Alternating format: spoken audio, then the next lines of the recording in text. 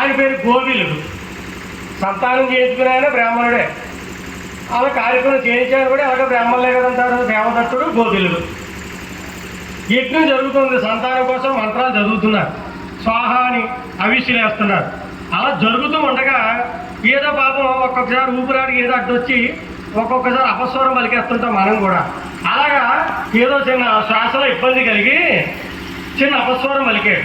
వెంటనే యజ్ఞం చేయించుకున్నటువంటి వ్యక్తి కూడా బ్రాహ్మణుడే కనుక ఆ తేడా కనిపెట్టేసి పాపం వచ్చి సంతానం కోసం నేను యజ్ఞం చేయించుకుంటుంటే అపస్వరం పలుకుతామా మూర్ఖుడా అని తిట్టాడమ్మా బ్రాహ్మణోత్తమ. ఇప్పుడు సంతానం కలగడానికి యజ్ఞం చేస్తున్నాడంటే చేయించాలని ఎంత గొప్పవాడై ఉంటాడమ్మా. మరి మూర్ఖుడాన్ని దూషించద్దామా అటువంటి వాడిని? ఇప్పుడు ఎవరికైనా శ్వాసలో చిన్న ఇబ్బందులు కలుగుతాయి కదా సహజంగా. ఆ కలిగిన ఎవరికైనా వస్తుంది అటువంటి ఇబ్బంది. అది గ్రహించుకునగా తొందరపడి మూర్ఖుడు అనగానే ఆయన బాధ కలిగింది. నీకు సంతానం కాకవస్వాలు కలిగితే నన్ను మూర్ఖుడాన్ని దూషిస్తావా? నీకు పుట్టబోయే కుమారుడు మూర్ఖుడే పుట్టుగాక చెప్పించేసి వాళ్ళ కథ అంతా నవ్వుతూనే ఉంటారమ్మా. మంచి మంచి సరదాగా ఉంటుందన్నమాట. మంచి నవ్వొచ్చే సన్నివేశాలు చెప్తాను వేళన్నీ. మీరు మర్చిపోకుండా ఉంటారు కనుక కథ రూపంలో చెప్పుకుని వెళ్ళిపోతే వింటారు, మర్చిపోతారు. ఉపమానాలతో పెట్టకథలతో చెప్పేవాళ్ళనుకోండి గుర్తుండిపోతారు. ఇంటికి వెళ్ళేప్పుడు చెప్పుకుంటారు, తర్వాత గుర్తొచ్చినప్పుడు అలా చెప్పుకుంటారు. వేళ కథంతా సరదాగానే ఉంటారు. ఈ కొట్లో చెప్పేది కొంచెం సీరియస్గా అవుతుంది. మీరు సీరియస్గానే ఉన్నారు. మరి నవ్వుతూ ఉండాలమ్మా. అమ్మవారు కూడా రావాలంటే గురువుగారు 3 విషయాలు చెప్పారు. అమ్మ కూడా ఉండాలమ్మా. కూడా మీ అందరు కూడా ఉండాలా? నాకులో పురాణాలు చెప్పక్కలు వద్దాడు, ఏం చెయ్యక్కలు వద్దాడు. 3 ఏంటా 3? Lovely glance, kindly word, sweet smile. నవ్వు ఎలా ఉండాలండి?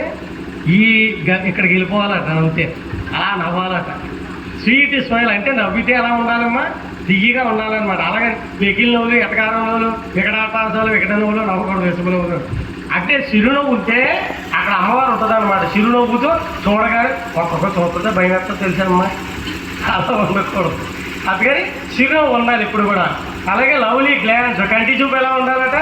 ప్రేమతో కూడినటువంటి చూపు. కరుణ తరంగి, అరుణవర్ణం అయినటువంటి కరుణ కలిగినటువంటి చూపులు అమ్మ చూస్తుందమ్మా. ఆ చూపు అమ్మవారి ఉపాసకులకి ఆ చూపు వచ్చేస్తుంది ఆటోమేటిక్గా. అలా ఉండాలట. కైండ్లీ వరుడు, నోటి మాట ఎలా ఉండాలి? అలా అనకూడదు. ఎలా అనాలి? అలా కాదు, ఇలా చెయ్యమ్మా అనాలా. అలా కదిలితే మళ్ళీ వస్తారా? రారు, అల్లిపోయి వెళ్ళిపోతారు. వీళ్ళ దగ్గరికి వెళ్ళకూడదురా బాబాయ్. అలా కదమ్మా, రావట్లేదమ్మా పురాణానికి, మళ్ళీ దొరకదు కదమ్మా. రామ్మా అమ్మ సత్సంగానికి రామ్మ, వారానికి 1 రోజే కదా అంటే ఎవరు నువ్వు రాకపోతే వెళ్ళిపోతా మానేస్తే మాని అంటే ఇంకెవరు వస్తారు? ఇంకా భవానీ గారు చెప్పారు అందరినీ పోగేసుకుంటారని. పోగేసుకోవాలి, ప్రేమగా మాట్లాడాలి. అలా నోటి మాట, దయ కలిగినటువంటి మాట కలిగి ఈ 3 కూడా ఉంటే అమ్మ మరి కూడా ఉంటుందమ్మా. నవ్వుతూ ఉన్నానమ్మా, నేను ఇక్కడ నవ్వుతూ ఆనందంగా చెప్తాను పురాణం. సరే, అందుకని ఎప్పుడైతే మూర్ఖుడు పుట్టగాక శపించేస్తే పాపం ఆయన వేడుకున్నారు, క్షమించమని వేడుకుంటే అన్నాడు, సరే నీకు పుట్టేవాడు మూర్ఖుడే పుట్టినప్పటికీ కూడా 16 సంవత్సరాలు వయసు వచ్చిన తర్వాత అమ్మ అనుగ్రహం చేత మహాపండితుడిగా మారిపోతాడయ్యా అని వరాన్ని ఇచ్చాడు. పుట్టాడు పిల్లవాడు, మూర్ఖుడే పుట్టాడు. మాట్లాడడం, ఊమండో ఆండో, శుభ్రంగా ఉండడు, మూఢుడు, అజ్ఞాని, ఏమీ తెలియదు. అలా ఉంటుంది. అందరూ ఏడిపించేవారు, కొట్టేవారు, తిట్టేవారు.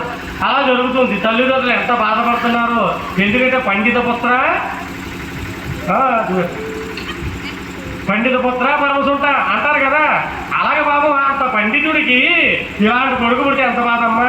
16 సంవత్సరాలు పూర్తవుతున్న సమయంలో ఆ పిల్లవాడు ఏదో పొరపాటు చేస్తే అప్పటికే ఇబ్బందులు పడి ఉంటాడు. తల్లిదండ్రులు ఏదో మందలించారు. ఆ బాధ తట్టుకోలేకపోయి ఏడ్చుకుంటే అడవులోకి వెళ్ళిపోయాడు. అడవులో తిరుగుతున్నాడు. మహాత్ములు ఉంటారు కదా, తపశక్తి సంపన్నులు, వాళ్ళు చూశారు. ఏం పేరంటే మాట్లాడటం, ఏ ఊరంటే మాట్లాడటం, ఏమీ అడగడం. వాళ్ళు ఏం చేస్తే అదే చేస్తారు. వాళ్ళు స్నానానికి వెళ్తే ఈ పిల్లవాడు స్నానం, వాళ్ళు ఎవరైనా పెడితే తింటారు. వాళ్ళు ధ్యానంలో కూర్చుంటే ఈయన కూడా వాళ్ళ దగ్గర ఎలా కూర్చున్నాడు ఎదురుగా. వీళ్ళు ఏం చేశారంటే ఈ పిల్లవాడికి మాటలు రావంటే పుట్టిన దగ్గర నుంచి ఇప్పటి వరకు ఒక మాట కూడా మాట్లాడలేదు కదా. ఇప్పుడు మనకు మాటలు వచ్చి కనుక నోటికి వచ్చే అబద్ధాలనే మాట్లాడేస్తాం. ఆ పిల్లవాడు అబద్ధాలు మాట్లాడతాడా? మాట్లాడటానికి లేదు కనుక సత్యవ్రత అని పేరు పెట్టారు మునీశ్వరులంతా. తల్లిదండ్రులు పెట్టిన పేరేంటి? ఉదజ్జుడు ఆ పిల్లవాడి పేరు. అది ఎవరికి తెలియదు ఇక్కడ పాపం. సత్యవ్రత అని పిలుస్తున్నారమ్మా. ఆ పిల్లవాడు అదృష్టం చూడండి. బ్రాహ్మణోత్తముడు శాప విమోచన 16 సంవత్సరాలు చెప్పాడు కనుక దేవీ నవరాత్రులు ప్రారంభం అయ్యాయి. ఆ పిల్లవాడు అడవికి వెళ్ళిన దగ్గర నుంచి కూడా మునీశ్వరులతో ఉంటున్నాడు. వాళ్ళ అనుగ్రహం, వారి దృష్టి. ఈ పిల్లవాడు 16 సంవత్సరాల పాటు మాట్లాడుకుంటూ ఉండటం వల్ల మౌనం చేసినటువంటి ఫలితం వచ్చింది. 16 సంవత్సరాలు మౌనం వ్రతం చేస్తే ఎటువంటి ఫలితం, అటువంటి ఫలితం ఉందా పిల్లవాడి దగ్గర? 16 సంవత్సరాలు అబద్ధం ఆడకుండా ఉంటే అటువంటి ఫలితం ఉందా పిల్లవాడి దగ్గర? సత్యం. ఇవన్నీ కూడా ఏకమైపోవడంతో దేవీ నవరాత్రి మూలా నక్షత్రం ప్రారంభమయ్యింది. ధ్యానంలో కూర్చున్నాడు పిల్లవాడు. ఎక్కడో అడవిలో ఒక వేటగాడు ఓ పందిని కొడుతున్నాడమ్మా. అడవి కదా ప్రశాంతంగా ఉంటుంది. దూరంగా ఉన్నప్పటికీ ఆ ప్రశాంతంగా ఉండడంలో శబ్దం వినపడుతుంది. పంది అరుపు వినపడింది, చెవులు పడిపోతుంది పంది అరుపు. పంది ఏమని అరుస్తుందమ్మా? ఊళ్ళో పందులు ఉన్నాయా? లేవా? మా ఊర్లో పంపించమంటే పంపిస్తామ్మా. మా ఇంటికి వచ్చి తిరిగేస్తున్నాయి. ఉన్నాయి కదా, ఏమని అరుస్తుంది? చూడండి, మన బండారెడ్డి గారు చెప్తున్నారు. పంది అరుపమ్మా మీకు వినాలని ఉందనుకోండి, పందిని పట్టుకోవడానికి వస్తారు వాళ్ళు. మా ఈ ఉచ్చి పట్టుకుని కనుకే దాని వెంట పరిగెడుతుంటే ప్రాణభయంతో అరుస్తుందమ్మా. ఐ ఐ ఐ ఐ అంటారు పంది. ఐం అంటే ఏంటి చెప్పండి? ఐం సరస్వతీదేవి బీజాక్షరం. ఇది పూర్తిగా అందం. ఐ అంటారు అంతే. ఈ ఐ పడిపోతుంది చెవిలో. మనం చూడండి, వంట చేసుకుంటూ ఉంటాం, లేదంటే దేవుడు పూజ చేసుకుంటూ ఉంటాం, పక్కన టీవీలో ఏదో పాట వస్తుంటే ఇక్కడ మనం కూడా ఆ పాట పాడేస్తాం మనకు తెలియకుండా. ఆటోమేటిక్గా జరిగిపోతుంది. అది మనసుకున్నటువంటి వీక్నెస్ అనమాట. అలాగే ఈ పిల్లవాడు కూడా ధ్యానంలో ఉన్నాడే కానీ పంది అరుపు చెవిలో పడిపోయి ఇది ధ్యానం అంతా మర్చిపోయాడు. లోపల ఏం జరిగిపోతుంది? అంటున్నాడు అనమాట. ఆ పంది అడుగుంతా తిరిగి తిరిగి తిరిగి తిరిగి ఎంత టైం పట్టిందో ఈ పిల్లవాడు ముందు నుంచి వెళ్ళిపో పొదల్లో దాక్కుంది. వేటగాడు ఎత్తుకుని వచ్చాడు. వచ్చి బాబు ముని బాలక ఇలా పంది వచ్చింది చూసే పెట్టి అని అడిగాడు. అంటే పానంతో కొట్టాడు అప్పుడు ఆల్రెడీ. అంటే ఈ పిల్లవాడు 16 సంవత్సరాలు మాటలు రావమ్మా, మౌనంలో ఉన్నాడమ్మా, మూడుడమ్మా, అజ్ఞానమ్మా. అటువంటి పిల్లవాడు ఆ పంది వెళ్ళడం చూశాడు, పొదల్లో దాక్కోవడం చూశాడు. ఏమీ తెలియని వాళ్ళకి ఇప్పుడు ఆలోచన వస్తుంది. ఏమిటి ఆలోచన? అదిగో పంది అంటే చంపేస్తాడు. ఆ పాప ఎవరిది? ఈ పిల్లవాడికి. దేవి నవరాత్రి ఎంత భయంకర పాపం చుట్టుకుంటుంది చెప్పండి. 16 సంవత్సరాల ఆ శక్తి అంతా కూడా సర్వనాశనం అయిపోతుంది ఒక దెబ్బతో. చూడలేదు అంటే 16 సంవత్సరాలు అబద్ధం ఆడలేదు, నోటి మాట లేదు. మొట్టమొదటిగా నోరు విప్పి మాట్లాడే మాట అబద్ధం చెప్తే ఏమైపోతుందమ్మా శక్తి అంతా. ఇన్ని ఆలోచనలు వచ్చేసి అమ్మా ఈ గండం నుంచి నేను ఎలా పడతానమ్మా అని చెప్పి జగన్మాతను ప్రార్థించి ఆ పంది ఆ వేటగారితో అంటాడు అనమాట. యా పశ్యతి నా బ్రూతే సా నా పశ్యతి అహో యాద స్వకార్యార్థిం కిం పృచ్చతి పునః పునః. మాటలు రానటువంటి పిల్లవాడు అమ్మవారి అనుగ్రహం, మూలా నక్షత్ర ప్రభావం, చెవులో ఐ ఐ అన్నటువంటి శబ్దం, ఐంకార మంత్రం, సరస్వతీదేవి బీజాక్షరం కనుక ఐ మరి పూర్తిగా అనకపోయినా ఐ అయ్య సగం అంటేనే ఆ పిల్లవాడు పండితుడైపోయి శ్లోకాలు చెప్పేస్తున్నాడంటే పూర్తిగా ఐంకారం పలికేవారు ఎంత అనుగ్రహాన్ని పొందుతారో గ్రహించండి. సరస్వతీదేవి మూలా నక్షత్రం ఎంత బాగా గమనించండి అందరూ. ఐమని భక్తి శబ్దంతో అందుకే పిల్లలకు తల్లిదండ్రులు చెప్పాలి. ఐ మనమనాలి. సరస్వతి నమః, గం గణపతి నమః అనిపించాలి. హయగ్రీవుడు శ్లోకం జ్ఞానానందమయం దేవం నిర్మలం సుతికాకృతం ఆధారం సర్వ విద్యానాం హయగ్రీవముపాస్మహే. పిల్లలు చాలా తెలివైన వాళ్ళు అయిపోతారమ్మా. ఎన్నో మార్గాలు ఉన్నాయి. ఆ కార్డు కొనుక్కోమని చెప్తున్నా, 10 రూపాయల కార్డు. ఎన్ని శ్లోకాలు ఉంటాయి అందులో. ఎక్కడికైనా బయలుదేరి వెళ్తుంటే ప్రమాదాలు జరగకుండా ఉండాలి. తెల్లారైతే ఎన్ని ప్రమాదాలమ్మా. మరి అమ్మకి నమస్కరించుకోవాలి. సంతానం చిన్న శ్లోకం అనుకోలేమండి. ఎవరికైనా ఆరోగ్యాలు బాగున్నాయా? ఒక చిన్న శ్లోకం ప్రమాణం ప్రాణం నిలయ ఇంకోటి ఉంటుంది దేహి సౌభాగ్యం ఆరోగ్యం దేహి దేవి పరం సుఖం రూపం దేహి జయం దేహి యశో దేహి త్రిశో దేహి. ఇవన్నీ మన వాళ్ళు పాటిస్తారు. అందుకే శక్తివంతులు అవుతున్నారు. అన్ని గురుగారు చెప్పి మేము అందరూ పాటిస్తాం. అదే మీకు చెప్తాను. చిన్న చిన్నవి 47, 48 ఉంటాయి అందులో. అలాగే సూక్ష్మలో మోక్షం ఇవి వాళ్ళు చెప్పే చాలా విషయాలు అందులో ఉంటాయి. మళ్ళీ దొరకవు కదా. మాకు కావాలంటే మీరు ఎక్కడికి రావాలి? ఆశ్రమానికి రావాలి. అవి ఎంతంత కలిగి చెప్పండి. ఈరోజు ఎవరైతే ఎంత డబ్బులు ఖర్చు పెడుతున్నారో, మా అక్కర్లేని వాటికి ఎన్ని డబ్బులు ఖర్చు పెడుతున్నారో ఈ రోజున మరి ఉపయోగపడేవి. ఆ పట్టిక అందరికీ నరకోస లేదు మాకు అన్నవాళ్ళు అప్పుడు చూడండి. ఎవరైనా మాకు ఏ నరకోస లేదండి, మాకు ఎవరి కోలా లేదన్న చేతులు ఎత్తలు చూస్తాం. వాళ్ళు పాదపూజ చేస్తాను, వాళ్ళు కూర్చోబెట్టినాను. ఉన్నారు ఎవరైనా? మరి పట్టిక పెట్టుకోవాలి కదా. ఒక యంత్రం పెట్టుకోవాలా వద్దా? అవన్నీ నా వ్యాపారం అయితే కొనుక్కోవద్దు. ఆశ్రమాన్ని జగన్మాత ప్రశాంత ఆశ్రమం గురుగారి దగ్గర నుంచి తెచ్చాం. గురుగారు స్వయంగా పూజలు పెట్టినవి మీకు ఉపయోగపడతాయి. కనుక సద్దునే పరచుకోండి. రేపు ఎల్లుండే కనుక చెప్తున్నాను, రేపు రుద్రాక్షలు పెడతాం. అలాగే ఏకాక్షి నారికేలం ఉన్నాయమ్మా, 4 ఉన్నాయి సుమా. ఏకాక్షి నారికేలం 4 ఉన్నాయి. పీఠంలో పూజలో పెట్టాను, వచ్చిన దగ్గర నుంచి కూడా ఆల్సులో పూజ చేసినవే 100 రూపాయలు. డబ్బులకి ఇబ్బంది పడేవారు ఎవరైనా సరే దాన్ని బట్టి పూజలో పెట్టుకోవాలి. కావాలంటే తీసేసుకోండి, 4 ఉన్నాయి. మరి అయిపోతే మళ్ళీ ఇంక లేవు. అమ్మ నా దగ్గరికి రాకండి, అయ్యకి పీఠం దగ్గరికి రండి. కావాలంటే తర్వాత మళ్ళీ చెప్పించాం.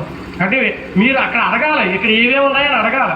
పాటలు పాడుతున్నాం కదా రోజును, ఆ పాటలన్నీ ఎక్కడ ఉన్నాయి చెప్పండి? ఆ పుస్తకాల్లోనూ ఉన్నాయి. ఇక మంచి మంచి పాటలు పాడట్లేదండి 4 రోజుల నుంచి. బాగోట్లేదమ్మా పాటలు, బాగోట్లేదా పాటలు?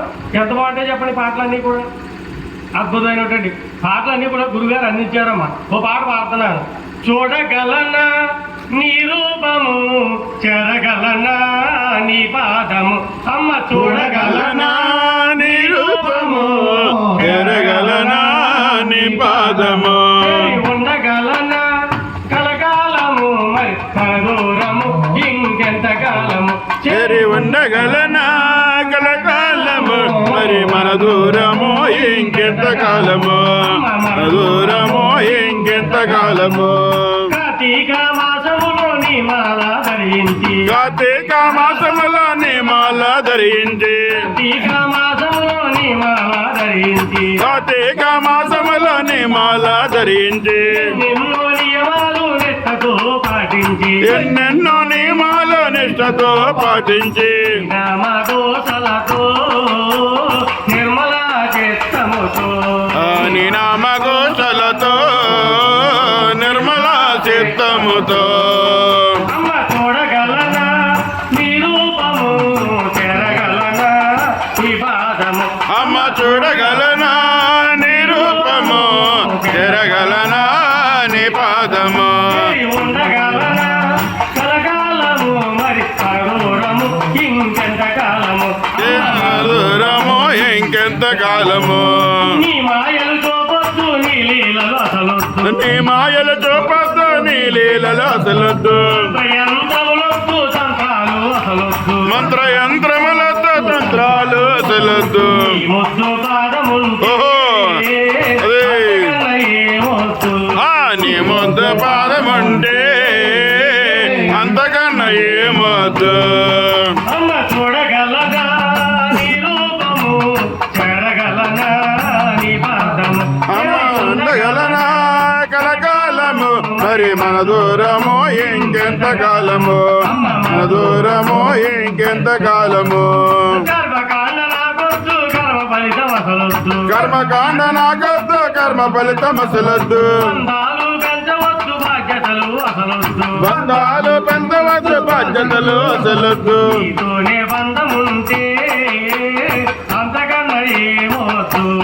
నీతోనే బంధముంటే అంతకన్నా ఏమొద్దు. చూడగలనా నీ రూపము, చెరగలనా నీ పాదము. చూడి ఉండగలనా కలకాలము, మరి మన దూరము ఇంకెంత కాలము. మన దూరము ఇంకెంత కాలము.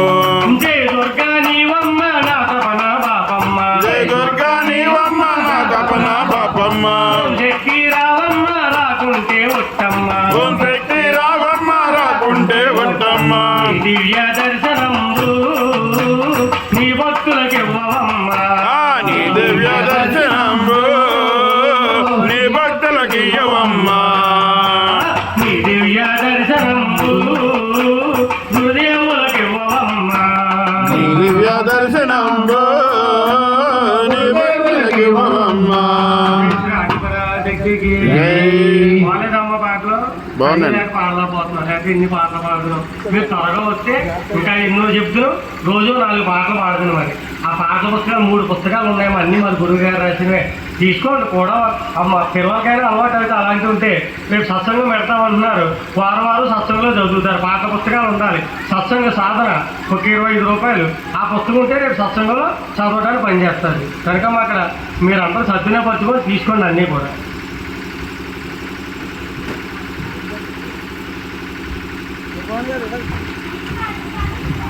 ఓం శక్తి జయ శ్రీ ఆదిపరాశక్తికి. జై. ఏమ్మా సరస్వతి అనుగ్రహం చేత ఏం చేశాడు ఆ పిల్లవాడు? శ్లోకం చెప్పాడు.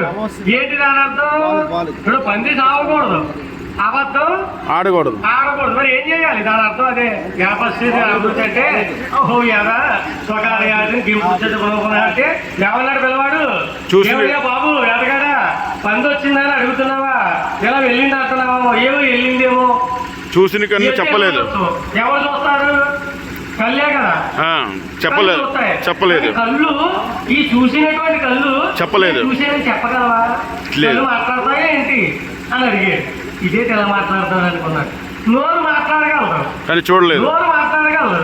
నేను చూసేదని చెప్పగలరా? చెప్పలేదు. చూసినటువంటి కళ్ళు చెప్పలేదు, మాట్లాడే నోరు చూడలేదు. నన్ను అడుగుతున్నావు ఇటు అన్నారు. ఇది అనుకున్నది పిచ్చి పట్టినట్టుంది, పిల్లలకి ఏదో ప్రయాణం వెళ్తున్నాడు అనుకుని ఏదే దాన్ని వెళ్ళిపోయాడు. పంచి అలా వెళ్ళిపోయింది. ఆ రోజు నుంచి మహా పండితుడిగా మారిపోయాడమ్మా పిల్లవాడు. అది జగన్మాత అనుగ్రహం కనుకమ్మ. దేవి నవరాత్రులు సామాన్యంగా చూడకండి అమ్మ తల్లిదారా, సద్దునే పరుచుకోండి. సరే, దేవి నవరాత్రుల మహిమంతా గొప్పదనం అంతా చెప్పాను. మరి ఇప్పుడు ఆ దేవి నవరాత్రులు ఆరాధించే దేవత ఎవరు? దుర్గాదేవి జగన్మాత. దుర్గేతి దుర్గానామ పరమనః దేవ జపేతు సతతం తండ్రి జీవన్ముక్త సమానవ. జీవించి ఉండగానే ముక్తిని కలిగించే ఒకే ఒక నామం దుర్గానామం అటండి. మరి దుర్గా అనే పేరు ఎలా వచ్చింది? దుర్గా అనండి. దుర్గా ఎన్ని అక్షరాలు ఉన్నాయి? 2 అక్షరాలు. 2 ఉన్నాయా? 3 ఉన్నాయా? 4 ఉన్నాయా? 5 ఉన్నాయా? దుర్గా 5 అక్షరాలు ఉంటాయమ్మ. ఏం అక్షరాలు అవి? బీజాక్షరం. బీజం అంటే ఏంటి? విత్తనం. మర్రి విత్తనం ఎంత ఉంటుందమ్మా? అంత చిన్న మర్రి విత్తనంలో ఎంత చెట్టు ఉందమ్మా? వచ్చిందా లేదా బయటికి? అంత చెట్టు ఎక్కడి నుంచి వచ్చింది? బీజం అంటే అది. బీజం అంటే ఆ చిన్న అక్షరంలో ఆ జగన్మాత దుర్గాదేవి సమస్తమైనటువంటి శక్తి అంతా కూడా అక్షరంలో ఉంటుంది అనమాట. అందుకని ఐం అంటే ఎంత దిగి వచ్చేది? బీజాక్షరం. అది హ్రీం అంటే బీజాక్షరం. సమస్త శక్తులు అందులో ఉంటాయి. దాన్ని జపించేసే వాళ్ళు గొప్ప వాళ్ళు అయిపోతారు అంతే. దుర్గా 5 అక్షరాలు. ఎలా 5 అయ్యాయి? దుర్గా దా ప్లస్ ఊ కలిపితే దు అయ్యింది. దకారం ఉంది, ఉకారం ఉంది. దుర్గా రా ప్లస్ ఆ కలిపితే రా. దీర్ఘం ఉండాలి. దుర్గా అని పేరు ఎవరికైనా ఉందా? లేదా? ఉందా? దుర్గా అనాలి. దీర్ఘం లేకుండా దుర్గని రాయకూడదు. దుర్గ అంటే దుర్గముడు, రాక్షసుడు, వాడి పేరు అది. రాకి దీర్ఘం లేకపోతే ఎవరి పేరు అది? రాక్షసుడు, దుర్గముడు పేరు అనమాట. అకారమైన దుర్గములు అంటే కష్టాలు, బాధలు, వెంకలు, సమస్యలు, ఇబ్బందులు అని అర్థం. అకారం కలపగానే ఇబ్బందులన్నీ తొలగించేసి జగన్మాత పేరైపోతుంది అనమాట. అకారం అంత గొప్పదనం. అంటే దుర్గా అని ఉంటే రాకి దీర్ఘం ఉండాలి ఖచ్చితంగా. కింద ఏముంది? రా కింద గా గణపతి బీజాక్షరం. దకారం దైత్యనాశిని, ఉకారం విఘ్ననాశిని, రకారం రోగనాశిని, సర్వదేవ రకారం భయనాశిని, గకారం అజ్ఞాన నాశిని. ఒక దుర్గాన్ని ఎవరైతే నిరంతరం జపిస్తుంటారో వాళ్ళందరికీ ఈ 5 రకాలైనటువంటి ఫలితాలు వస్తాయి. ఎంత గొప్పదని చెప్పండి దుర్గానామం. మహాశక్తివంతులు అయిపోతారు మా దుర్గాది ఉపాసకులు. నేను ఇలా మాట్లాడుతున్నానా? ఎక్కడి నుంచి వచ్చింది అనుకున్నారు ఈ మాట? నేను మాట్లాడుతున్నాను అనుకున్నారా? నేను మాట్లాడుతున్నానని ఆలోచన కానీ నా మనసులో వచ్చిందా? నా నోట్లోంచి ఒక్క మాట రాదా? అది గుర్తుపెట్టుకోండి ఎవరైనా సరే. నేను అన్న ఆలోచన వచ్చిందా పతనం మొదలైపోద్ది అంతే. అది గుర్తుపెట్టుకోవాలి ఇప్పుడు కూడా. భగవంతుడు ఉపాసకుడు అనేవాడు ఎవరు పలికిస్తున్నారు? పలికించి భాగవతమట, పలికించి విభుండు రామభద్రుడు. అలా ఇక్కడ ఎవరు పలికిస్తున్నారు? మనం ఏ దేవతను ఆరాధిస్తే ఆ భగవంతుడు మనలోంచి పలికిస్తాడమ్మా. నన్ను మామూలుగా చూస్తే నన్ను చూసి ఎవరైనా పురాణం చెప్తాడని అనుకుంటారమ్మా. వీడేటో బక్క చిక్కిపోయిన ప్రాణం వచ్చాడు, ఎండిపోయిన తొండపిల్లలు మన గురించి పురాణం చెప్పి అనుకున్నారా లేదా? మరి స్టేజ్ ఎక్కేకి ఏంటి? స్టేజ్ ఎక్కితే నేను కాదు ఇక్కడ ఉన్నది ఎవరు? జగన్మాత. ఆవరించేస్తుంది, ఆవిడ పలికించేస్తుందమ్మా. కనుక ఇప్పుడు ఆ భావంతో ఉండాలి భగవంతుడు ఉపాసకుడు. అప్పుడే గొప్ప వాళ్ళు అవుతాం అన్నమాట. విధేయతలు ఉండాలి, అహంకారం రాకూడదు. ఈవేళ కథలో చెప్తాను అన్నీ కూడా ముఖ్యమైన పాయింట్లని. లేదా 10 నిమిషాలు లేట్ అయిపోయి వెళ్ళిపోకండి, నన్ను తిట్టకండి, ఓర్చుకోండి, తప్పదు. మరి ముఖ్యమైన పాయింట్లు ఉన్నాయి కనుక అవకాశంతో అక్కర్లేనిది పక్కన పెట్టేస్తాను, ముఖ్యమైన తప్పదనం అన్నీ చెప్పేస్తాను. మరి అమ్మదే నేనేమో దానికి అమ్మదయ్యా ఓం శక్తి కనుకమ్మ. దుర్గా అనే దాంట్లో అన్ని అక్షరాలు ఉన్నాయి. ఆ దుర్గా అనే పేరు ఎలా వచ్చింది అంటేనమ్మా ఇప్పుడు చెప్తున్నా. ఒక రాక్షసుడు ఉన్నాడు. ఎవడు వాడు? దుర్గముడు. భయంకరమైన తపస్సు చేశాడు. బ్రహ్మదేవుడు ప్రత్యక్షమయ్యాడు. ఏ వరం కావాలన్నాడు? వేదాలు. 4 వేదాలు ఉన్నాయి కనుక మనకి వేదాలన్నీ నా వస్తువు అయిపోవాలి, నా సొంతం అయిపోవాలి. లోకంలో ఎవరి దగ్గర వేదాలు ఉండకూడదని కోరుకున్నాడు. ఇంకెవరి దగ్గర వేదాలు ఉండవు. ఇప్పుడు వేదాలు ఉంటేనే కదా మేము యజ్ఞాలు చేస్తాం. ఇంకెవరి దగ్గర వేదాలు లేవు, అన్నీ వాడి దగ్గరికి వెళ్ళిపోతాయి. మరి యజ్ఞాలు ఎలా చేస్తారు? వాడు ఎందుకు కోరుకున్నాడో చెప్తున్నాను. ఇప్పుడు వేదాలు వాడు వస్తువు అయిపోయాయమ్మా. వాడికి ఏమైనా ఉపకారం ఉందా వాడి వల్ల? ఎటువంటి ప్రయోజనం లేదు. మరి ఎందుకు కోరుకున్నాడు అటువంటి వాడు అంటే దానిని రాక్షస గుణం అంటారమ్మా. ఎలా ఉంటుంది చెప్పడా? రాక్షస గుణం. ఇద్దరు అన్నదమ్ములు ఉన్నారట, తపస్సు చేస్తున్నారు. ఎక్కడ చేస్తున్నారు? మన ఆనపర్తి సావరంలో అర్జునరావు గారు దుర్గాదేవి మందిరం ఉంది కదా, అక్కడ కూర్చొని ఒక ఆయన తపస్సు చేస్తున్నాడు. రెండో ఆయన మాధవపట్నం జగన్మాత ప్రసాదాలు కూర్చొని తపస్సు చేస్తున్నాడు. ఇద్దరు అన్నదమ్ములే. బ్రహ్మదేవుడు ఇక్కడ ఉన్నవాడు కనిపించాడు. ఎవరు ఏం కావాలని అడిగాడు. మా అన్నగారికి కనపడ్డామని అడిగాడు. అటు వాడు ఏం కోరేసుకుంటాడు అని. ఇద్దరికే పడదు అన్నదమ్ములు అయినప్పటికీ. అక్కడికి వెళ్ళాడు బ్రహ్మదేవుడు. మా తమ్ముడు ఏమడిగాడు అంటున్నాడు. 4 సార్లు దిగోరే, నాకు వయసు పెరిగిపోతున్నాయి, మోకాళ్ళు ఎక్కువైపోతున్నాయి, నేను తిరగలేదా, నువ్వు అడుగుతావని నాగేస్తావన్నాడు. ఎవరు? అందులో ఒకడు. అంటే ఈయన ఆలోచించాడు, నాకు కలిసి రాకపోయినా పర్లేదు, వాడు నాశనం అయిపోవాలి, అది వాడు కోరుకు. అదే రాక్షసులం అంటే. రాక్షసులు ఎప్పుడు అలాగే కోరుకుంటారమ్మా. అందుకే రాక్షసులు అంతంత తపస్సులు చేశారు కదమ్మా. ఎంతకాలం చేశారమ్మా, ఎన్ని వరాలు పొందారమ్మా. భగవంతుడే దిగి వచ్చాడు కదమ్మా, వరాలు ఇచ్చాడు కదా. ఒక్కడే సుఖంగా ప్రతి పట్టగట్టగలిగారమ్మా. ఎందుకని? అంతకాలం తపస్సు చేసి భయంకరమైన సాగులు కోరుకున్నారు. ఎందుకంటే వాళ్ళ గుణాలు మంచివి కాదు, వారి భావాలు మంచివి కాదు, వారి ఆలోచన విధానం మంచిది కాదు, వారు అడిగినటువంటి విధానం మంచిది కాదు. లోకానికి హాని కలిగించే విధంగా అడిగారు కనుక అలా నశించిపోయారు. అక్కడికి వెళ్ళి వీడు అన్నాడు, మా తమ్ముడు చెప్పవాలని చెప్పి మా తమ్ముడు ఏం కోరుకున్నా సరే దానికి రెట్టింపు నాకు ఇచ్చేమని అడిగాడు. డబల్ అనమాట. అడిగితే వీడికి 200 తెలివి కలిగాడండి కాదా. అక్కడికి వెళ్ళాడు. మా అన్నగారు ఏమడిగాడు అన్నాడు, నువ్వేం అడిగినా సరే వాడికి డబల్ వెళ్ళిపోతావు అని రెట్టింపు అన్నాడు. వీడికి టెన్షన్ మొదలైంది. ఏమడిగినా నేనే లాస్ అయిపోతాను, వాడే బాగుపడిపోతాను. బాగా ఆలోచించాడు. అప్పుడు అడుగుతానమ్మా, బ్రహ్మదేవా నేనేమైపోయినా పర్లేదు, వాడు మాత్రం సర్వనాశనం అయిపోవాలి, మట్టి కొట్టుకుపోవాలి. అందుకే అడుగుతున్నాను, నాకు ఏ వారం ఇచ్చినప్పటికీ వాడికి రెట్టింపు వెళ్ళిపోతే కనుక నాకు కన్ను తీసేయన్న. వీడికి ఒక కన్ను పోయింది, వాడికి 2 కళ్ళు పోయినాయి. 2 కళ్ళు పోయాయి. వాడికి 2 కాళ్ళు పోయినాయి. తీసేయన్నాడు. వాడికి 2 చేతులు పోయినాయి. కన్ను పోవాలంటే అంతకాలం తపస్సు చేయాలా? బ్రహ్మదేవుడు వచ్చి వరవే వాళ్ళ ఎలా పొడిచేసుకుంటూ పోతాం. అది ఎంత అజ్ఞానం చూసారా మరి. అది రాక్షస గుణం అంటే. ఎప్పుడు అలాగే ఉంటారు. ఎంత భయంకరమైన తపస్సులు, దుర్మార్గమైన ఆలోచనలు అనమాట. ఎట్టి పరిస్థితుల్లో అలాంటి ఆలోచన ఉండకూడదు అనమాట. అందుకనమ్మా వీడు ఎందుకు అలా కోరుకున్నాడంటే, వేదాలు ఎప్పుడైతే వాడు సొంతం అయిపోయాయో బ్రాహ్మణుల దగ్గర వేదాలు ఉండవు. వేదాలు లేకపోతే యజ్ఞాలు చేయడానికి ఉండదు.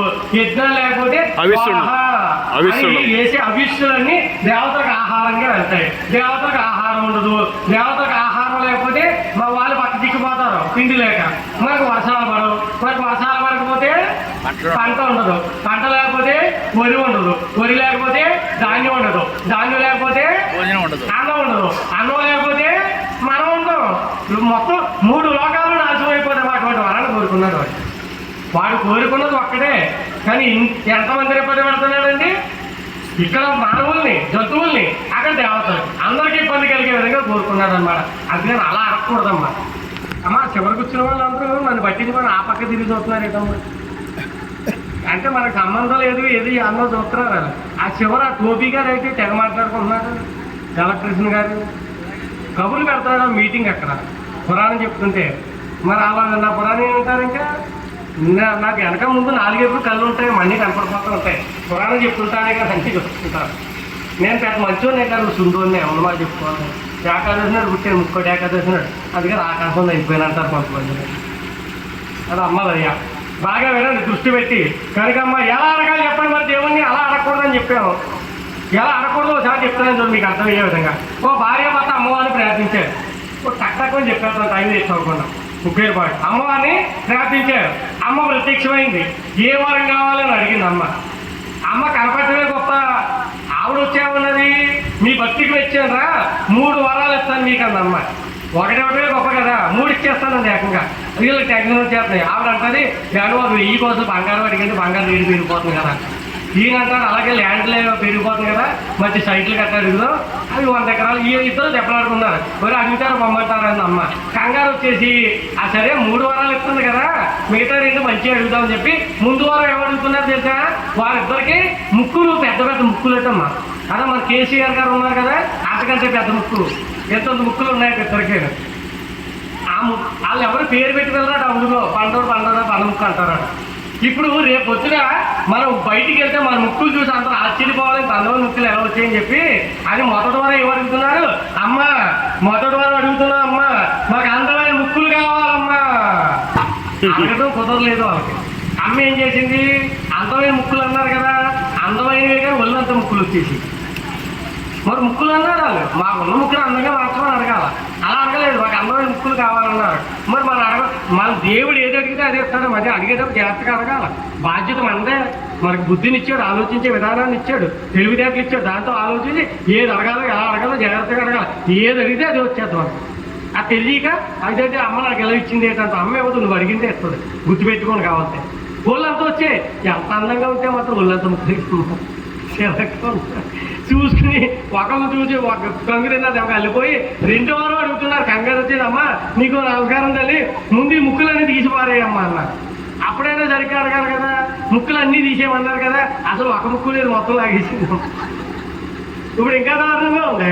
అసలు అమ్మ భగవంతుడు ఇచ్చిన ముక్కు కదమ్మా, పండదో తప్పుడుదో సొక్కదో పొట్టుదో భగవంతుడు శరీరాన్ని బట్టి దానికి సూట్ అయినటువంటి ముక్కు అయినా కళ్ళు అయినా ఏవైనా ఇస్తాడమ్మా. భగవంతుడు ఇచ్చింది ఆకర్షణ ఉండాలి కానీ అందం కాదమ్మా. అందం కాదు, ఆకర్షణ కావాలి. కొంతమంది అందం ఉండరు కానీ వాళ్ళ మాటలకు ఆకర్షింపబడి దగ్గరికి వెళ్తారు, కావాల్సి చూసుకోండి. కొంతమంది అందంగానే ఉంటారు, ఎవరు పట్టించుకోవాలి. ఇప్పుడు చెప్పండి, అందం కావాలా ఆకర్షణ కావాలా? అదే భగవంతుడు ఇస్తాడు. నల్లగా ఉన్నావు, తెల్లగా ఉన్నావు, పొట్టుకున్నావు, పొడవుగా ఉన్నాం కాదు, అది భగవంతుడు ఇచ్చినటువంటిది స్వీకరించవలసిందే.